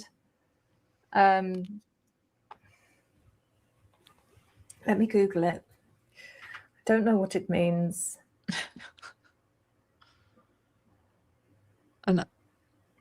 And I can't remember either, even though I did look up the meaning. What does it mean? To have a bugaboo? Yeah. I'm even curious what they're going to say. I may be using it wrong. I mean, yeah, I don't even know if I can explain. I use it in language, but now I'm trying to think of how I've used it in the past. When do I use the bugaboo? I'm totally familiar with the phrase, but even I'm curious now to know what the hell they say, because I'm trying to think of how I even use that phrase. I don't know. I can't remember. It's like not coincidence. It's not the right word I'm trying to use, but anyways, did you look it up? Because I'm curious to hear what it says. Yeah, let's see what the meaning is. It means pain in the ass. Is it basically? I don't know. That's funny. Something that causes worry. Something that Describe causes a something bugaboo. that causes worry. The bugaboo of having 3 tests on the same day. Bugaboo is Oh, also yeah. another name for the creature known as the bogeyman. Wow. An imaginary monster that children believe will hurt them or even take them away if they don't behave. That is so interesting. Yeah, I don't use that So- term very much, but I've heard it a lot. Yeah, I was thinking, does it mean like when something bugs you, or is that something Yeah. else? I guess it's something else. Yeah, because Yeah. yeah, a worry. Yeah. It's funny talking about things that we say. I sort of take things for granted. Who was I talking to? Just chatting away. They're American, and I said something, and they said, "Oh my god, I had to just go and look up what that means."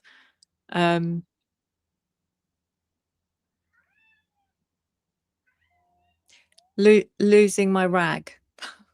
Oh, I That's haven't an heard English. that one. Haven't you? I said, Yeah. I was just chatting. I said, "Oh no, I lost my rag," and they said, "Oh my god, I had to just literally go and look up what that meant." I thought, oh, just means losing your temper, kind of thing. Weird saying though. Now I think about it, it's like, what's that about? Losing your rag? Hey, there's Yeah, some maybe- terms. There's some UK terms I can't say, because when I heard it, I was like, "What the hell does that mean?" They're like, "Oh, you can't say that." I'm like, what? I don't even know what I'm saying. That was you. That was you. Here comes It karma. was probably- it was- oh, I was I say it probably wasn't me, It's but funny. no, It karma, made yeah. me think, like, I wonder where that saying comes from. It is a bit weird now I think about it. But you know, when you say things all the time, you don't even think about it. It's like, oh, Right. that is a strange thing to say. Losing my rag. But anyway. Oh, donation to remove your YouTube ads. Oh, thank you, Wisteria. Very Thank cool. you. Yeah, so you We'll can put- YouTube Red or whatever the hell it's called now. You can remove your ads from your thing. I'll put it in the pot for the YouTube removal of ads. Thank you. I don't know how much it is, to be fair, but have you got a subscription to YouTube? Yes. Yeah, Yes. you do. Yeah. Is it expensive? No, it's like $10 a month. I think it's $10 okay. a month. Okay. So they bought you. maybe I think they're that's trying to just buy bought you me a month of. a month. Yeah. Yeah. Okay. I've got to do it now, haven't I? Thank you. Bethany replied yes to mail L. Bethany, now fiance of Zach McClure. McClure fam have a centre at UI campus. Zach is nephew to Kenneth McClure, current managing partner at Boise law firm Givens. Wow. Okay. What's LL? Linda Lane. Linda Lane. Okay. Interesting. Makes me feel like they had to create a bogeyman that was created between Bethany, Dylan, and the other people that were involved that night. When I say other people, we're not talking just about students, and I won't say any more than that. So Sorry. Go on. we're now going to pull the final. I had to look up that British phrase that I had heard because I wanted to make sure I was right about it. It was correct. It's correct. I'll say it, but your English, your UK audience has to shut the hell up about a crack in Bristol cities is the phrase. I was like, what the hell does that mean? And then I looked it up and I was like, oh yeah, that's what it meant. That's correct. I honestly haven't heard it before. Oh my God, you've never heard a crack in Bristol cities? Okay, don't look it up. It's not child appropriate. Okay. Or listen, I know that there's a slang term for boobs, and they're called Bristols over here. Right. So we're talking about cleavage. Yes, that's what it is. A crack in Okay, Bristol that's not cities so is- bad. Yeah, that's what I was thinking when I first heard it. It's like they're like, well, that's a crack in Bristol cities. I'm like, what the hell are you talking about? I'm like, oh. I've heard a lot worse, to be fair. All right, I digress. Let's get back at it before we lose. So the people are coming out with all sorts now. Keep your pecker up. Cleveland steamer. Oh my god. Getting pissed means something different with you guys than it does over here. We got all kinds of different language. Well, there's things like fanny is a good one, because over here fanny is the front bum, basically, not the back bum, which I think it is over there. Yeah. Where the hell did the term? I'm sorry, I don't want to digress too long. Where the hell did the phrase "Bob's your uncle" come from? And that's there you very are, Bob's your all uncle, and Fanny's your aunt. Because I don't know what the hell. Bob was actually my dad, not my uncle. So hopefully. All right, we gotta get back to your reading. It's interesting.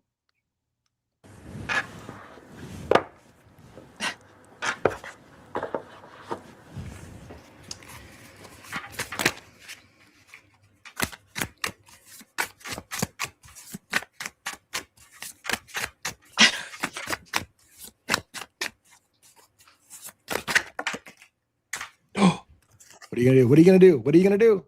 Oh, it looks like you're keeping them. It looks like you're keeping them. They always put the ads in the right place to add a bit of suspense and drama. Oh, are you gonna keep all those?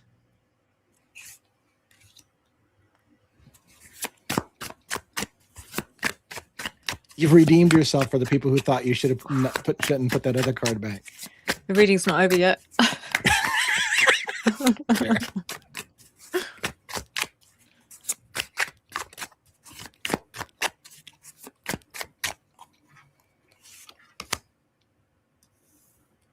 Oh, my face, honestly. Right. I'm not sure about this. First card, trapped. Oh, that could be Murphy.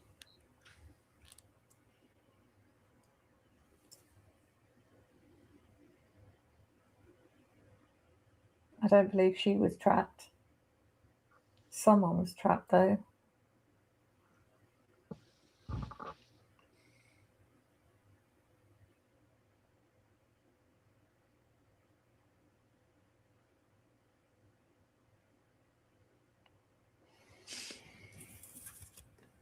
Drugs, poison. As per a previous reading, I think Dylan, there were drugs involved. I'm wondering, because that word, if it was just drugs, then fine. I'd say, yeah, obviously it's to do with drugs. There's something to do with drugs. But the fact that there's the word poison there as well does make me believe, and I know there's a rumor going around that someone could have OD'd.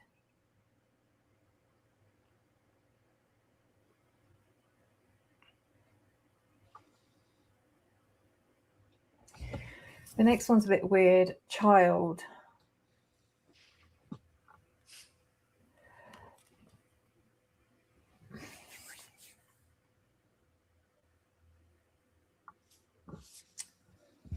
What is child about?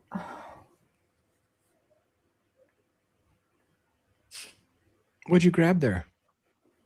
What did I grab? Did you have something crystal. in between your? Okay. Yeah, it's a crystal. I used to find, I don't know, to find if I think that's amethyst I was holding. Okay. It would help me channel dreams and yeah.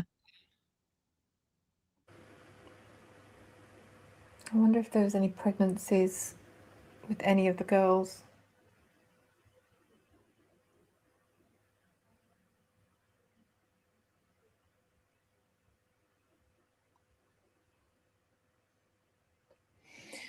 Also got imprisonment, which is similar to trapped, but this card is about her fear of imprisonment. Wow. And her protection. Right. Wow. That's bizarre. Yeah. How she is protected from any kind of imprisonment. I don't understand what her involvement would be for her to be worried about imprisonment, but unless it's to do with the drugs.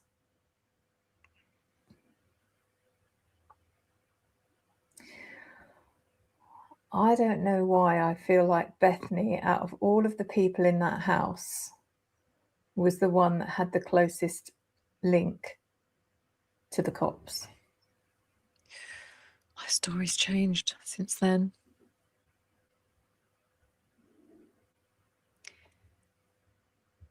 It is strange because a lot of what I'm saying, I'm now thinking, was I picking up energy for Dylan? A lot of what I said, I now think is linked to Dylan, not Bethany.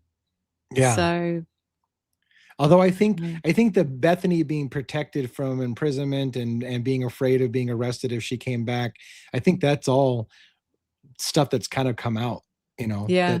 that she had a fear that she was going to get arrested for something and she was afraid. And then she was told she would be protected and didn't have to worry about it. Yeah.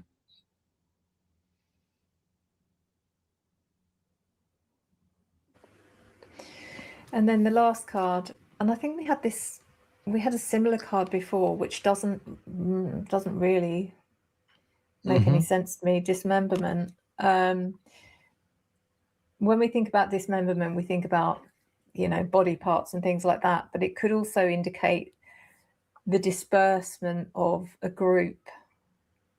I mean, we don't know. We don't know what was found, what was the crime scene. We're led to believe what we're told. Yeah. Oh, somebody said bugaboo is a problem. That's how I've always used it in the past. Like we're gonna have having a bugaboo is like having a problem or a wrinkle in the a wrench in the system. It's like it's another term. It's an American thing, but yeah, it's having a problem, a bugaboo. Yeah, that's what I I get it. Yeah. So there's a term. I know what you're saying because we've got terms similar to that. Like I can't think of the sayings, but I know exactly what you mean. I'll think of it in a minute, probably. Yeah.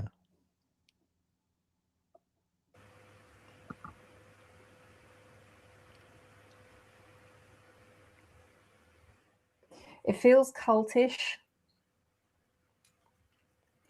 And I don't know why, but it feels cultish.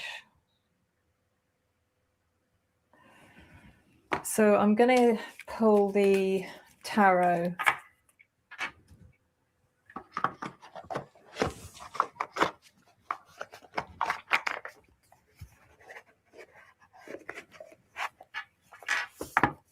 Gosh, I have such a pull towards cards. Watching you manipulate the box of cards is like, oh, I want to touch my cards. I don't know what it is. Like, I just want to pull out a deck here and start playing with it. I don't know. Never play with your deck on camera, though. Are you sure you mean deck? I'm pretty sure. Pretty sure I did. So let's pull the energy for Bethany.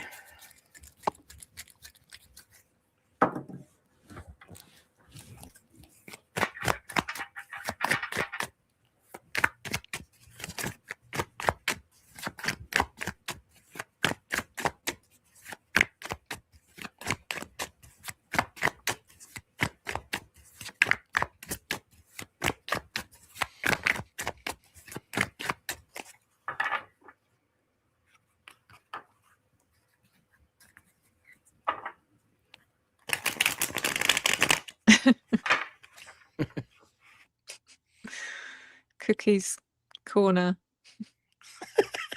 I need to put it right underneath the chin, so it's all above board.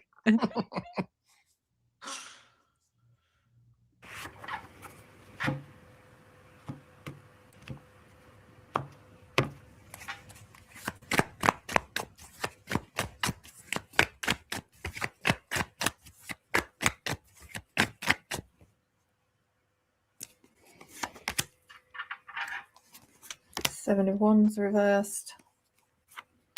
10 of Pentacles reversed. Knight of Wands reversed. 2 of Cups reversed. So the 7 of Wands reversed. She's coming in very defensive, like way too defensive. If, you know, she's not done anything wrong, she's got nothing to worry about. But she's just way too defensive.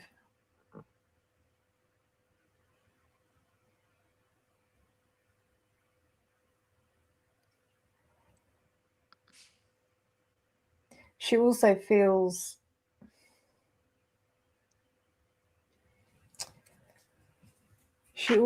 untouchable to a certain extent.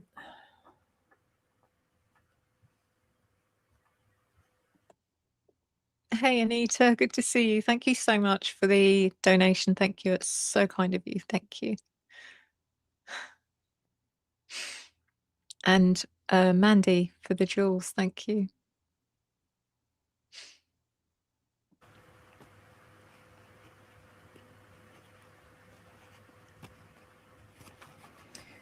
Ten of Pentacles in reverse is to do with money, either money going missing or money that's lost or unpaid debts.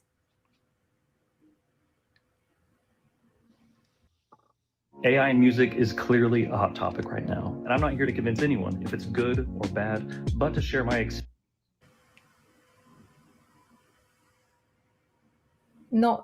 It's not directly linked. Thank you again, Anita. Thank you.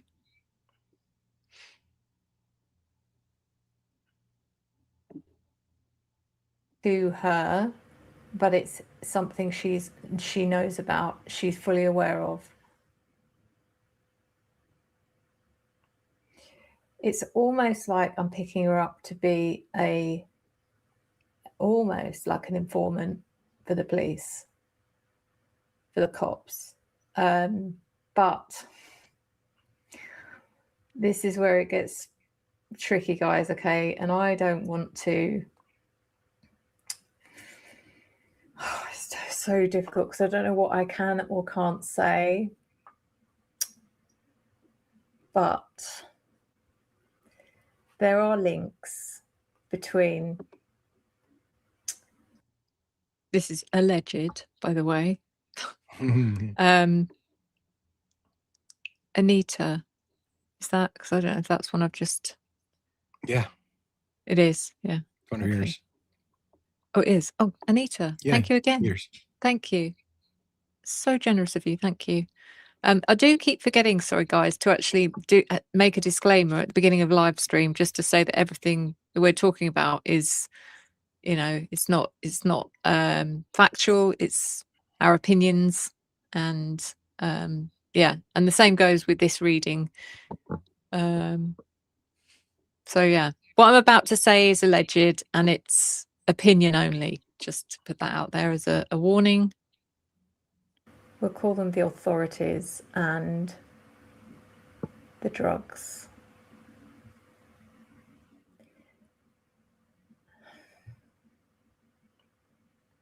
And it feels like Bethany's at some kind of go-between.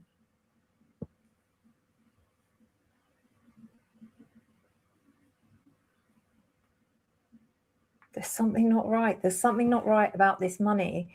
Even though I'm being shown money going missing or money not being paid, or I don't know what this is. It's almost like whatever that is that I'm being shown was a setup.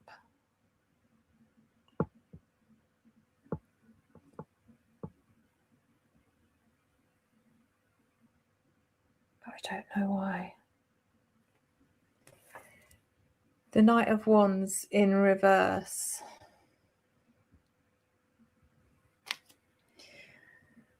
Oh God, why can't I remember who's who? Who is who? Who's wands? Who's wands? Where did I write it? I cannot remember. Guys, I'm so sorry.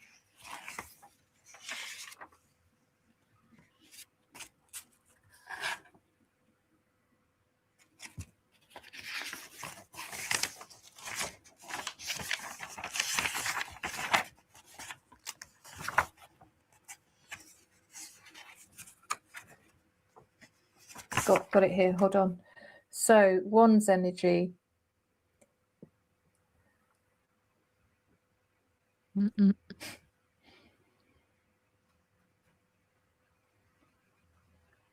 It's not anyone in the house.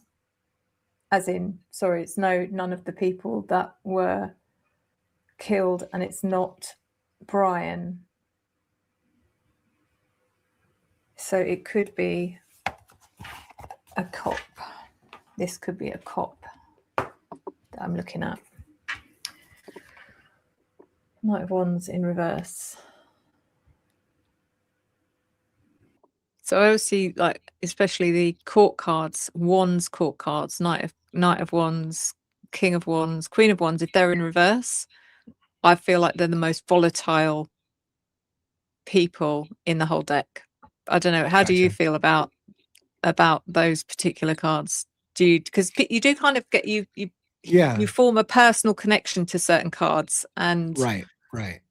So I don't know if you have a feeling about Wands or I think yeah. I mean, we have slight differences and similarities. Like court cards, often I do associate with people with strong, you know, like, and if it's a male court card, it feels male, and vice versa. So there, and and a reverse might indicate something nefarious, or So I have similar feelings on that. For my connections. Yeah.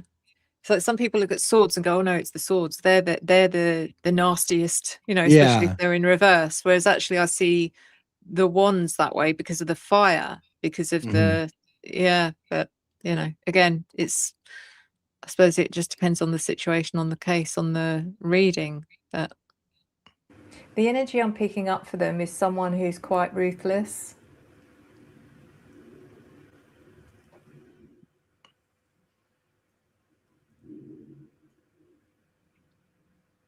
But I'm not picking them up to be top of the pile, or, you know, whoever this is. Welcome, P. Jennings, to becoming a member. If that's me, I think it is me. So. Yep. Thank you for becoming a member, and welcome to the family. I hope you enjoy all the members only content that you can now binge watch as well. It's their, you know, they're kind of middle. They're still answerable to someone. The Two of Cups reversed. So there was there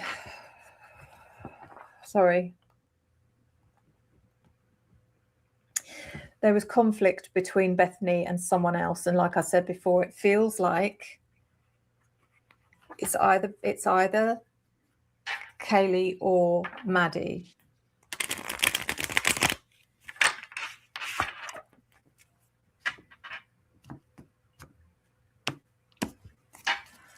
Let's clarify these cards.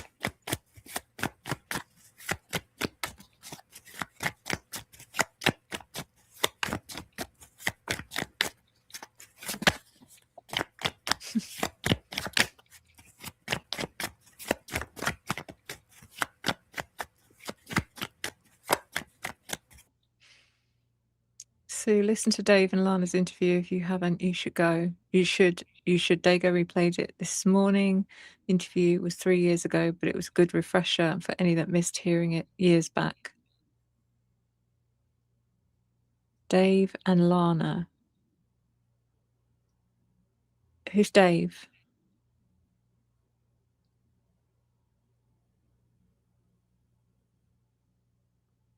Anyone know? I'm not sure. Yeah. I did want to pin this comment as well, though, from Davey. It would be so crazy and wild, but more and more I wonder if that's what makes it so confusing. The multiple threads wove into a perfect storm of shittery, which is a very good way of putting it, I have to say. It is, yeah. And that's how I felt about it from the very first readings I did. I just felt like it's exactly that.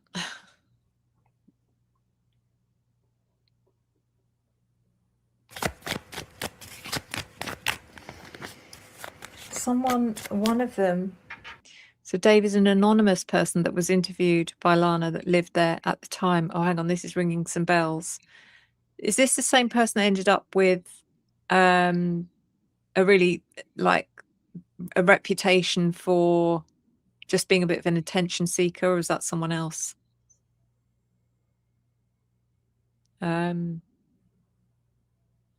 There was someone parading around that even messaged me at the time who was claiming to be Hannah Clear's brother, I think. And I don't know if that's the same person, but I don't know if he was debunked to being, I don't know, but he claimed to know everything, and I don't know if we're talking about the same person. But yeah, I will. I'll go back and watch it anyway. It'd be interesting. Oh, and also the mentioning the shooter in Idaho yesterday. Yeah, I did see that as well. Justin, that's who I'm talking about. Justin, not the same person. Okay. Okay. So yeah, worth me having a look at that. Thanks for the suggestion. One of the 4 victims found something out. It's like they overheard something, they found something out, it was purely accidental, which then put them in jeopardy.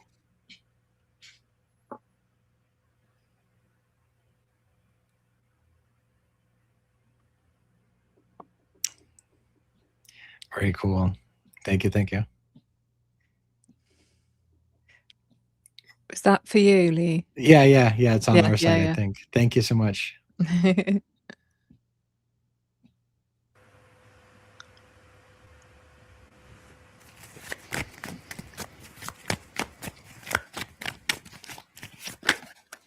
I don't know if it's they found out about Bethany's links. I don't know if...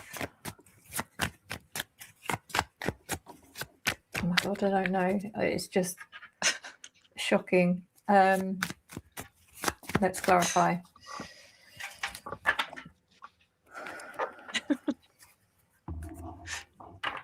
What the hell just happened there? The director's here. Wait, that's Jake. Your ex? Yeah. That's Jake? I think the director's hungry. Honestly, I'm working. Do you mind?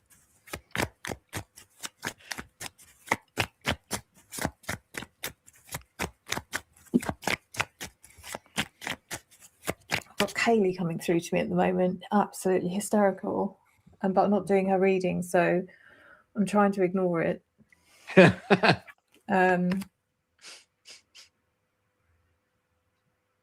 7 of Wands clarified in reverse, clarified by judgment. The 9 of Wands reversed. The 7 of Wands reversed again.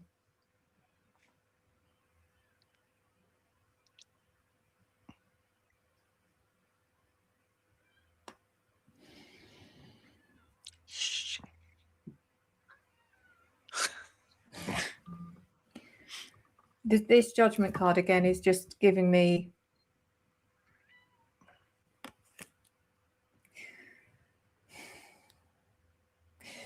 it's giving me the energy of Shut up. It's gonna wreck my blinds again, I reckon, tonight. Punishment. I'm trying to think of the proper word.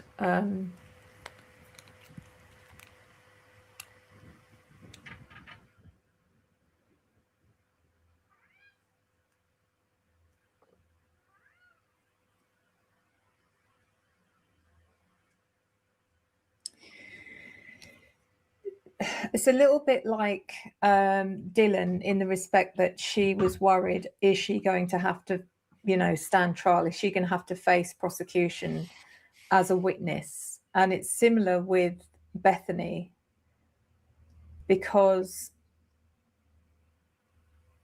the defense are going to call both of them, and they're going to want to have a damn good reason as to why they cannot testify or give a witness account during the trial. They're the only 2 key witnesses in the whole thing, and this is a big... Oh, honestly, I would love to see that. I would love to see either of them take the stand. Yeah.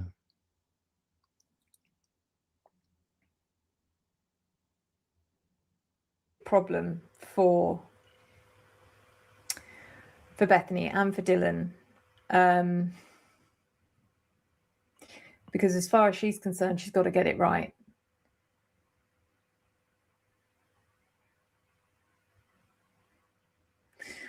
The Nine of Wands in reverse. Whatever this is about, what I will say is that she is struggling in a big way, Bethany. I don't see her as being some cold-hearted, witch. I saw her as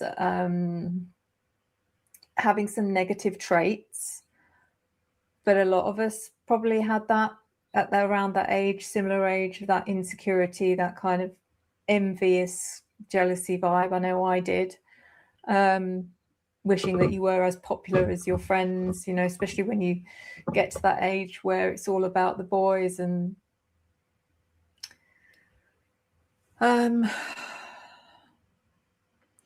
there's a lot of paranoia around her.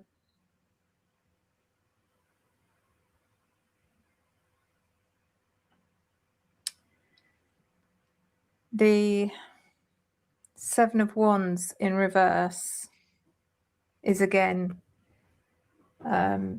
she is very defensive. She's quite overwhelmed and she's starting to lose confidence. Do either of you think that if and when this trial happens, they will stream or televise it? I don't think they will. I don't think they will. But I will be in the courtroom.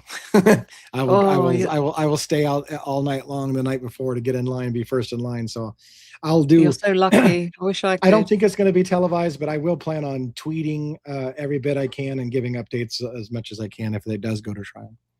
Yeah. I wish I was close enough to be able to do that. How far away is the, presuming it's going to be in the same Ada state? County is about 3.5 hours from where I'm at, I think. So I went down there for the plea deal and I went down there for the sentencing. It's not that long of a drive, but it is far enough where I needed to really have a room if I'm going to stay down there for the week. So that's the trickiest part, because I don't think I can commute back and forth doing 6 hours round trip and then the all day long and staying out in line all night long. But yeah, it's within driving distance. Yeah. Like you say, you wouldn't want to drive there and back every day. No, I'd go down there for the week and then come back home on the weekend. And yeah. Fair play.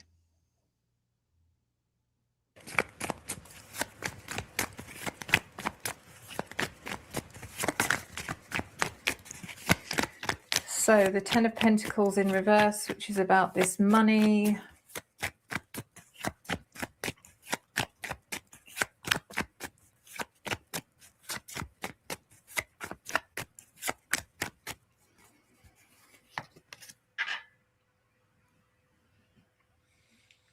Sorry, 1 second.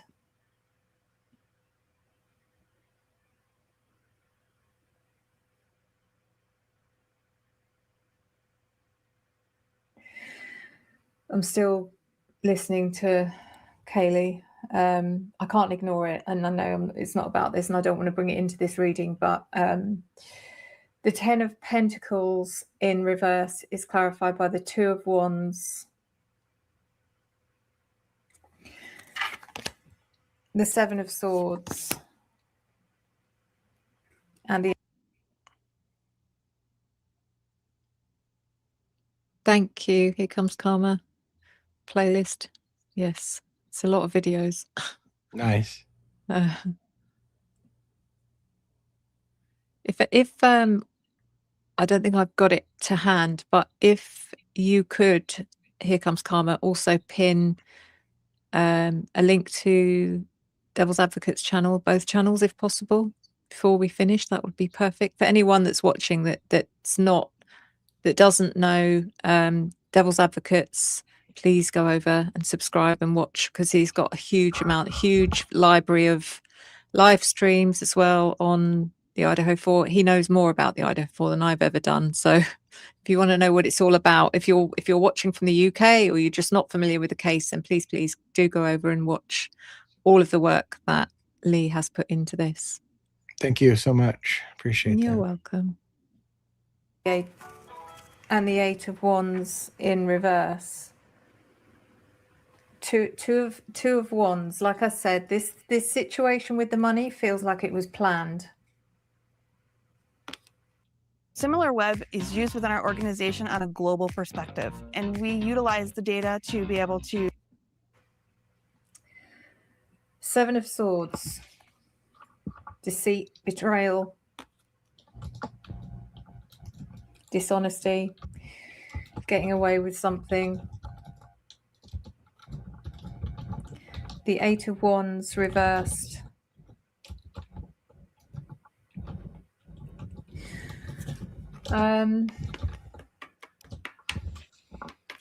Like I said, with Dylan's reading, this didn't go to plan as smoothly as they hoped. Whatever was going on that night, things didn't line up the way they wanted to, and it became more chaotic than they wanted it to be.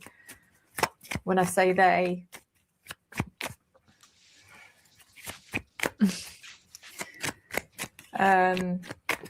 you know, I'm not saying that Bethany planned this, I'm not saying that Dylan planned this, but I'm not even. Thank you. Here comes Karma.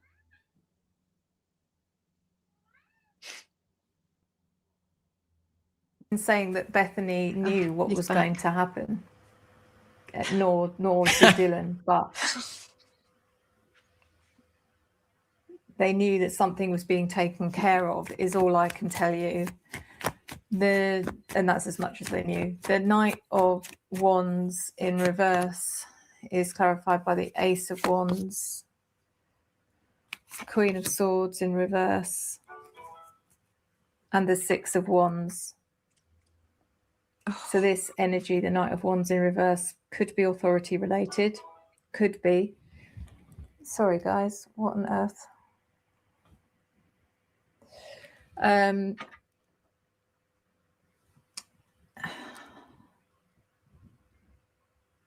So the Ace of Wands is about power. Someone who holds the power to create.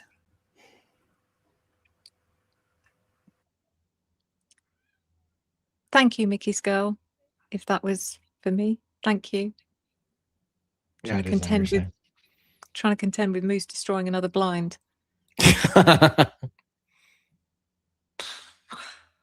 Get a Maine Coon, they said. It'll be fine. It'll be fine.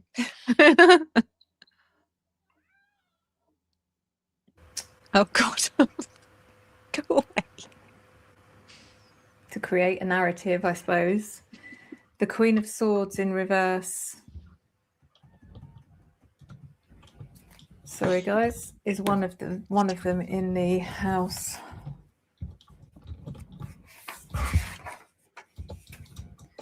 So it could be Maddie or Kaylee.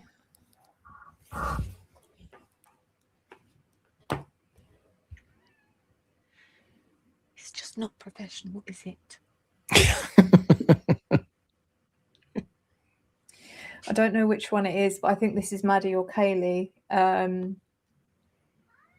And there's something that went on before. You said you were channeling Kaylee then whenever she wanted to. Is that still currently happening? So Kaylee was a lot more active back then. She had a lot more to. How do I put it? She needed to say more, if that makes sense. So even though I will always allow Kaylee to come through whenever she feels like it, if I'm doing a reading, that is obviously not at any time, because otherwise I'd probably be waking up in the middle of the night and all sorts. But during a reading, I keep the door open for Kaylee to come through, or any of the four. So it does happen now and again, but not nearly as often.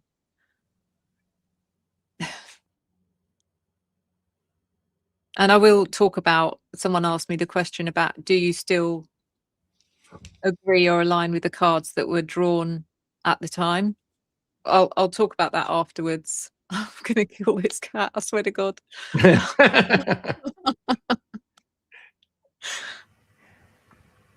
before the murders. One of them was very, very overly emotional about something, and I'm wondering if it's one of the one that knew or found something out about Bethany, because I'm feeling them coming through as being very, very angry.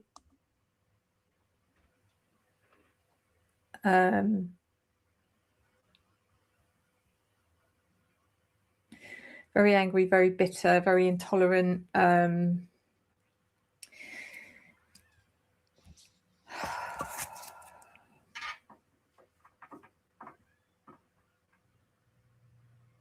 Whatever it was that she found out, the first thing she did was tell Maddie. I'm pretty sure it spread through the four of them pretty quickly.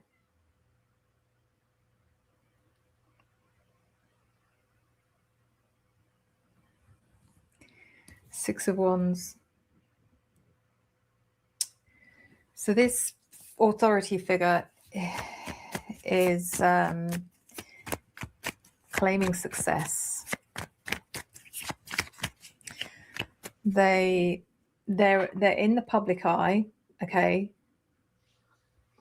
and they have a job in the public eye.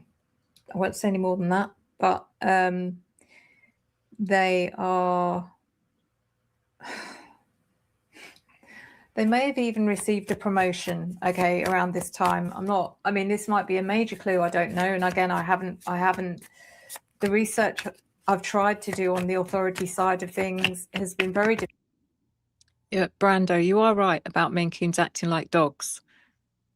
Very badly behaved dogs. I can't taint all Maine Coons with the same brush. I have to say that's not fair, because they might not all be as badly behaved as mine. But yeah, he is like a dog. But yeah, to be fair, I don't think a dog would be over there right now trying to completely destroy my blinds because they're not getting attention. So anyway, I love him, really. I believe it. But if any of you know of anyone authority-wise who had a promotion around the time of the Idaho 4 murders, please drop me a comment, because that gives me a huge clue as to who this is. Now, as I said, they're not completely responsible, but they are like the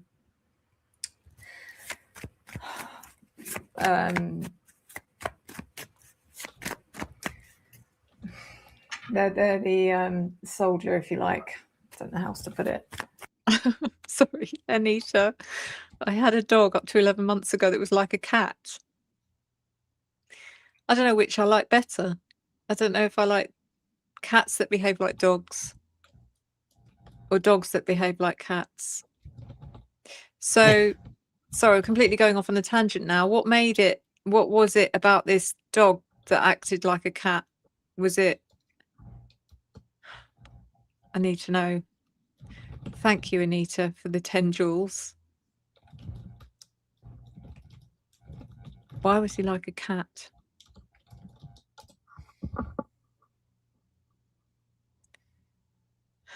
My dog currently is destroying a toy at the moment. So we're going right off on a tangent. Oh my God. The animals are losing their mind. Yeah. God knows what people think from the outside, because it's literally looking out onto my, there's a road with people. In fact, there's someone in a car parked up outside right now, and he's like that, looking through the blinds like a nosy neighbour. Yeah. Oh my God. I have to, right, let's get on with this. Sorry. He's absolutely driving me insane. So the Two of Cups in reverse, clarified by the Sun, the Ace of Cups reversed, and the Hermit. So there was this conflict and disconnect between two of them, and my thoughts are it would have been between Bethany and most likely Kaylee, the way she's coming through to me. The Sun is about clarity, truth,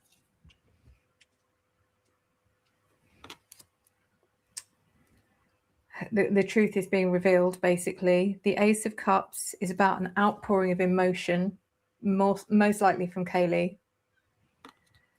And the Hermit, I think it was around this time that she decided to no longer stay around the house. She made a decision to move out. And I think it was around that time. So,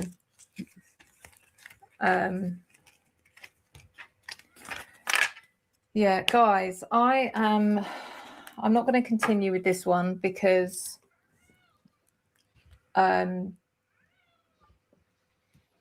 I don't want to push it because what I've got coming in, and it's quite distressing. So obviously that should transpire when I do connect with Kaylee, which probably will be my next reading because she's crying out for it. So thank you everyone that has been watching. If anyone is interested, I am offering 25% discount off my live readings. All you have to do is just email me at Revelation Tarot. Oh, you just gave another discount because you replayed an old video. The discount is available to members. So, yeah. The way I feel about that reading now is I don't agree with everything I picked up about Bethany. Certain things I do, certain things I just feel it definitely feels more like Dylan to me. I don't know why. I don't know why I feel not that she's, I mean, you can't say that she's completely, I mean, she's innocent, you know, they are innocent, but to what degree, if she knew what happened, you know, like I've said throughout a few of my readings, the people that knew what was going on is guilty knowledge. Yeah. But they are saving themselves to a certain extent. It's like, I have to keep this secret because if I don't, I could be, you know, I could be punished kind of thing. Right. And I think you make a good point because it can be simultaneously true that someone's a victim and also knows what happened. So that's the thing that people seem to, when you suggest, for example, that the survivors may know more than they're saying, people get upset because they're just victims. And it's like, they can be both. They can be a victim who knows more than they're saying because of their fear or because they've been told to be silent or threatened or whatever. So it can both be true that they can be victims and also know more than they're saying. Yeah. And, you know, I don't know if it is, if I have heard over there, if someone is found to be, you know, having been involved to the extent of they knew what happened but didn't declare it, can they also be found? I'm sure I've seen that in over there, that you can actually be prosecuted for that, as, you know, I mean, in theory, that's the whole reason why we make you swear an oath before you give a statement. Do you swear to tell the truth and whole truth? And if you lie under oath, it's perjury. So it's a criminal act if you testify before a court of law and say a lie, and then it's discovered later to lie. That can be a criminal act. Yeah, for sure. Yeah. But yeah, it's another interesting reading. I didn't feel as big a connection with this reading as I did with the Dylan reading, but it's quite interesting to see how different I now feel about her since, you know, the case has developed in the last 2 years. But again, we know so little about her. It is all speculation. So but I definitely felt there was something going on with her family. I still do. Like there's some kind of connection. She has, you know, that's why she's so well protected, because she has connections in her family. In what capacity, I don't know. But yeah. Yeah, this is an interesting comment. I didn't check the Idaho law, but yeah, there likely is. So I'm not saying Foxy's that I'm doubting her, but I'm just saying I don't like to repeat it as fact until I know. But there likely are laws that say not reporting an accident or a crime that you witness can itself have fines if you didn't report it within a timely fashion. But yeah. Yeah. I can double check that too. Okay. Does anyone think that those still here on this side can fear block truth getting through thoroughly as on the other side? Oh my God, sorry, this cat.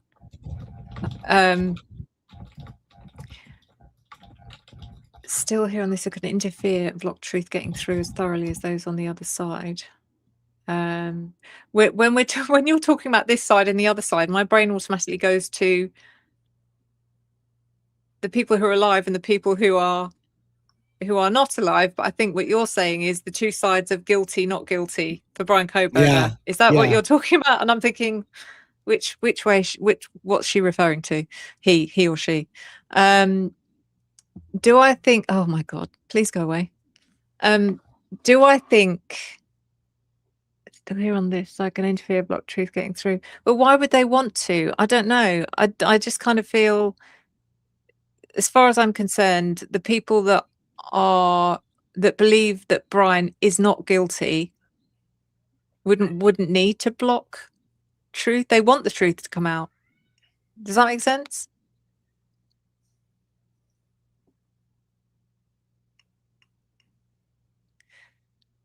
Suits of the veil. Okay. So you're talking about this, yeah. It's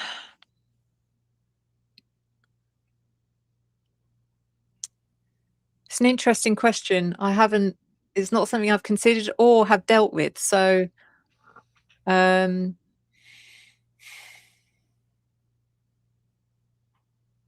I think if you're trying to block the truth, then you are. It depends on what reason you want to block the truth. That's the problem. I was going to say is if you're in spirit and you're trying to block the truth, what's the reason for that?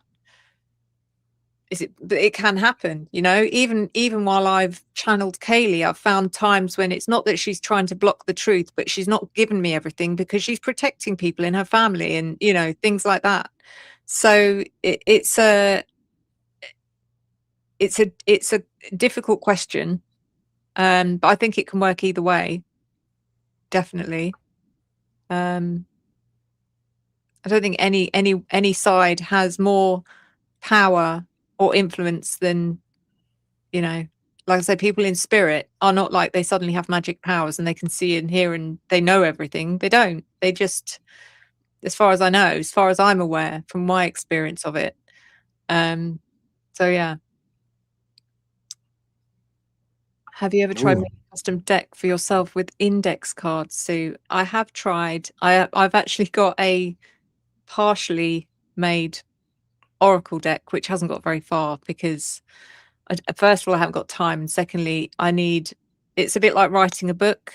You'll get to so many cards and then you'll get writer's block, which is where I've ended up.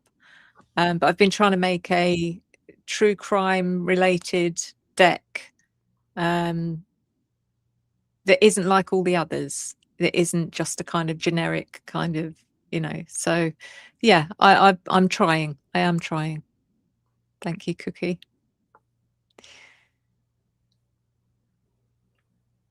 And you're doing one as well. Amazing. How far have you got? How many cards have you actually managed to create?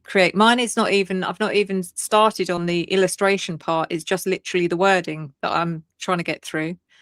But yeah, how far have you got, Cookie's Corner? And thank you, Michelle, for the £2 donation. I think was that yours, Lee? Didn't see. Yes, I think it was. It was from Michelle Rowe. Yeah, thank you very much. Appreciate that. Sorry, I was looking away at the moment. You snuck up on me. I was thinking, I got distracted about the making your own tarot deck because I started to do the same thing. And it was funny because there's companies online that'll actually print it on nice card stock on the actual, like a real deck. They're kind of expensive to do just one deck for yourself, but I've been doing the same thing. So it's kind of funny. I got distracted thinking, where did I put all those cards I was working on? There's a list of so many things I'd like to do. So I was talking to Here Comes Karma about now that we have an identity for the chat, the community. Yeah, exactly. A Ravens deck. I thought, oh my God. I said, what about merch? We can do merch with a raven as the emblem, things like that. Yeah. perfect. All these ideas, and I keep saying I've got to start. I've got to do it. It has to, actually happen. But it's finding the time for it. And True Crime Raven deck, great idea. Exactly. Yeah, hoodies. Exactly. Feed me, mummy, feed me. I know. He's gone quiet. He's probably I don't know. Anyway, thank you guys, everyone. The other thing I was going to mention is that I am planning on, and this is a bit of an experiment, okay, so it just depends on how it goes. But as far as the live streams go, I don't know if those of you may have joined me on Thursday, which was a bit of a spontaneous idea because I wanted to do the second channeling session I had with Maddie and just to share that with you live. But it did occur to me that maybe, and I know I said I wasn't going to do this, but I think maybe what I'd like to do is on a Monday, Wednesday and a Friday at about 7 p.m. UK time, which is the same time that this live stream went out today, wherever you are in the world, is to actually do the readings that I would have planned on doing as a recorded reading as a live stream. So, and I understand that at that time of the day during the week, some of you are not going to be able to make it. But obviously thank you to all of you who do end up watching, by the way, on the replay.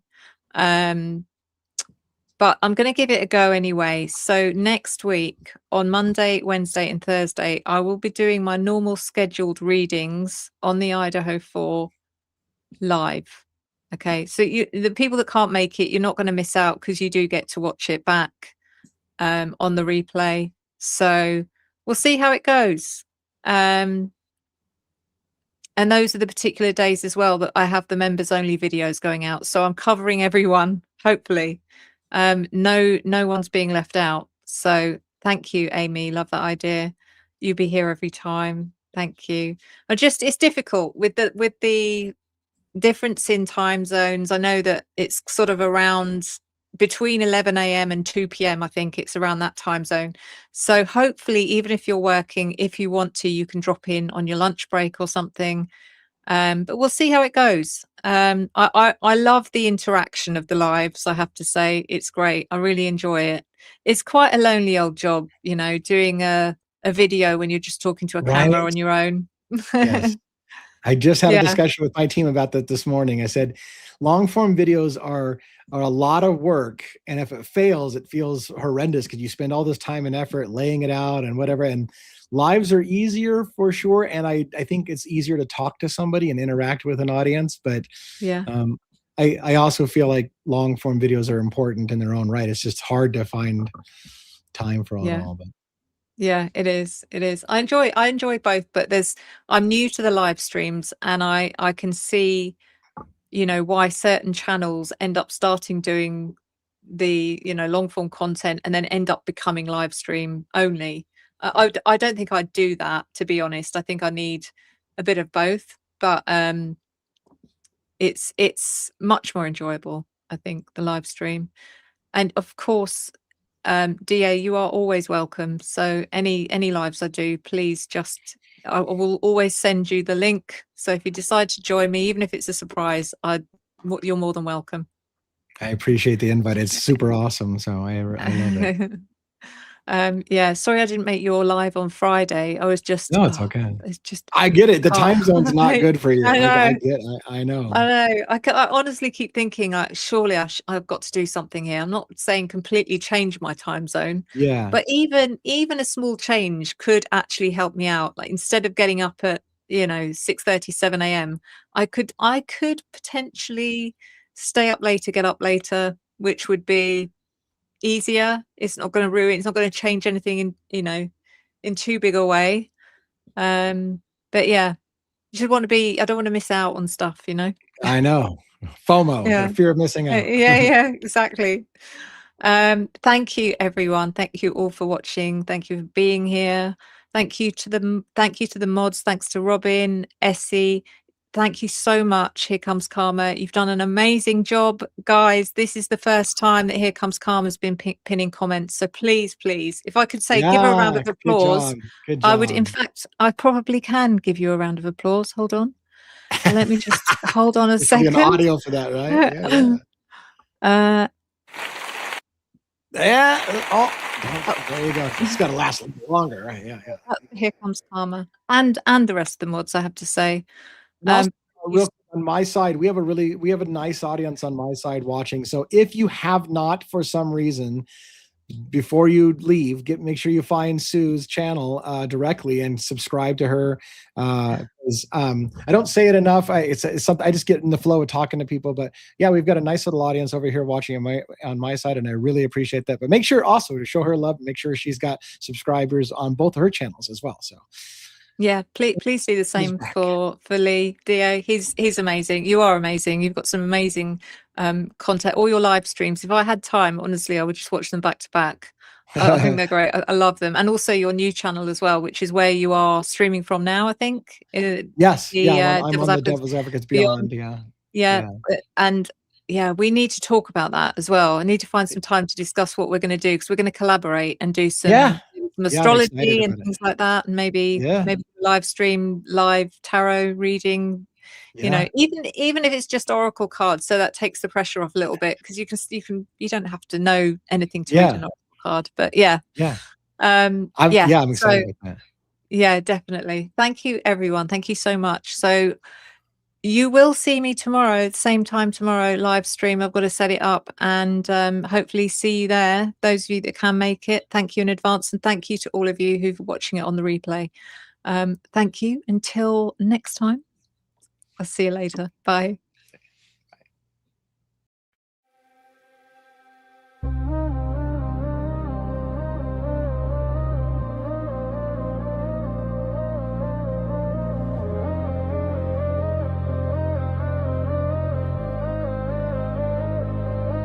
Footsteps echo down a hollow hall. Shadows stretch where the secrets crawl. A flick of light, a shattered glass.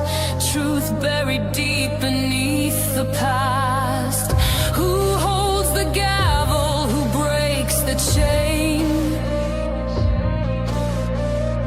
Who hides the evidence? Who shifts the blame? Behind the badge, behind the smile, lies a ledger dripping vile. Redding stains and twisted ties, a house of mirrors built on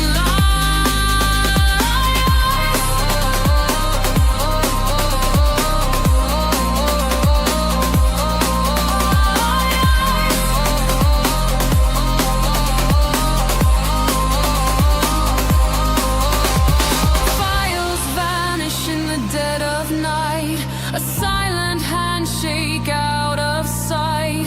Justice wears a crooked grin. The game was rigged before it could begin.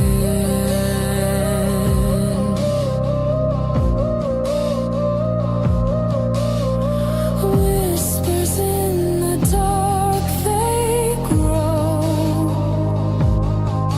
like weeds in places no one knows.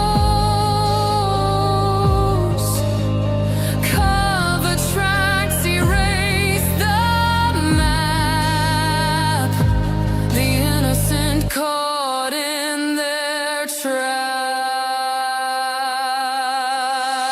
Behind the back.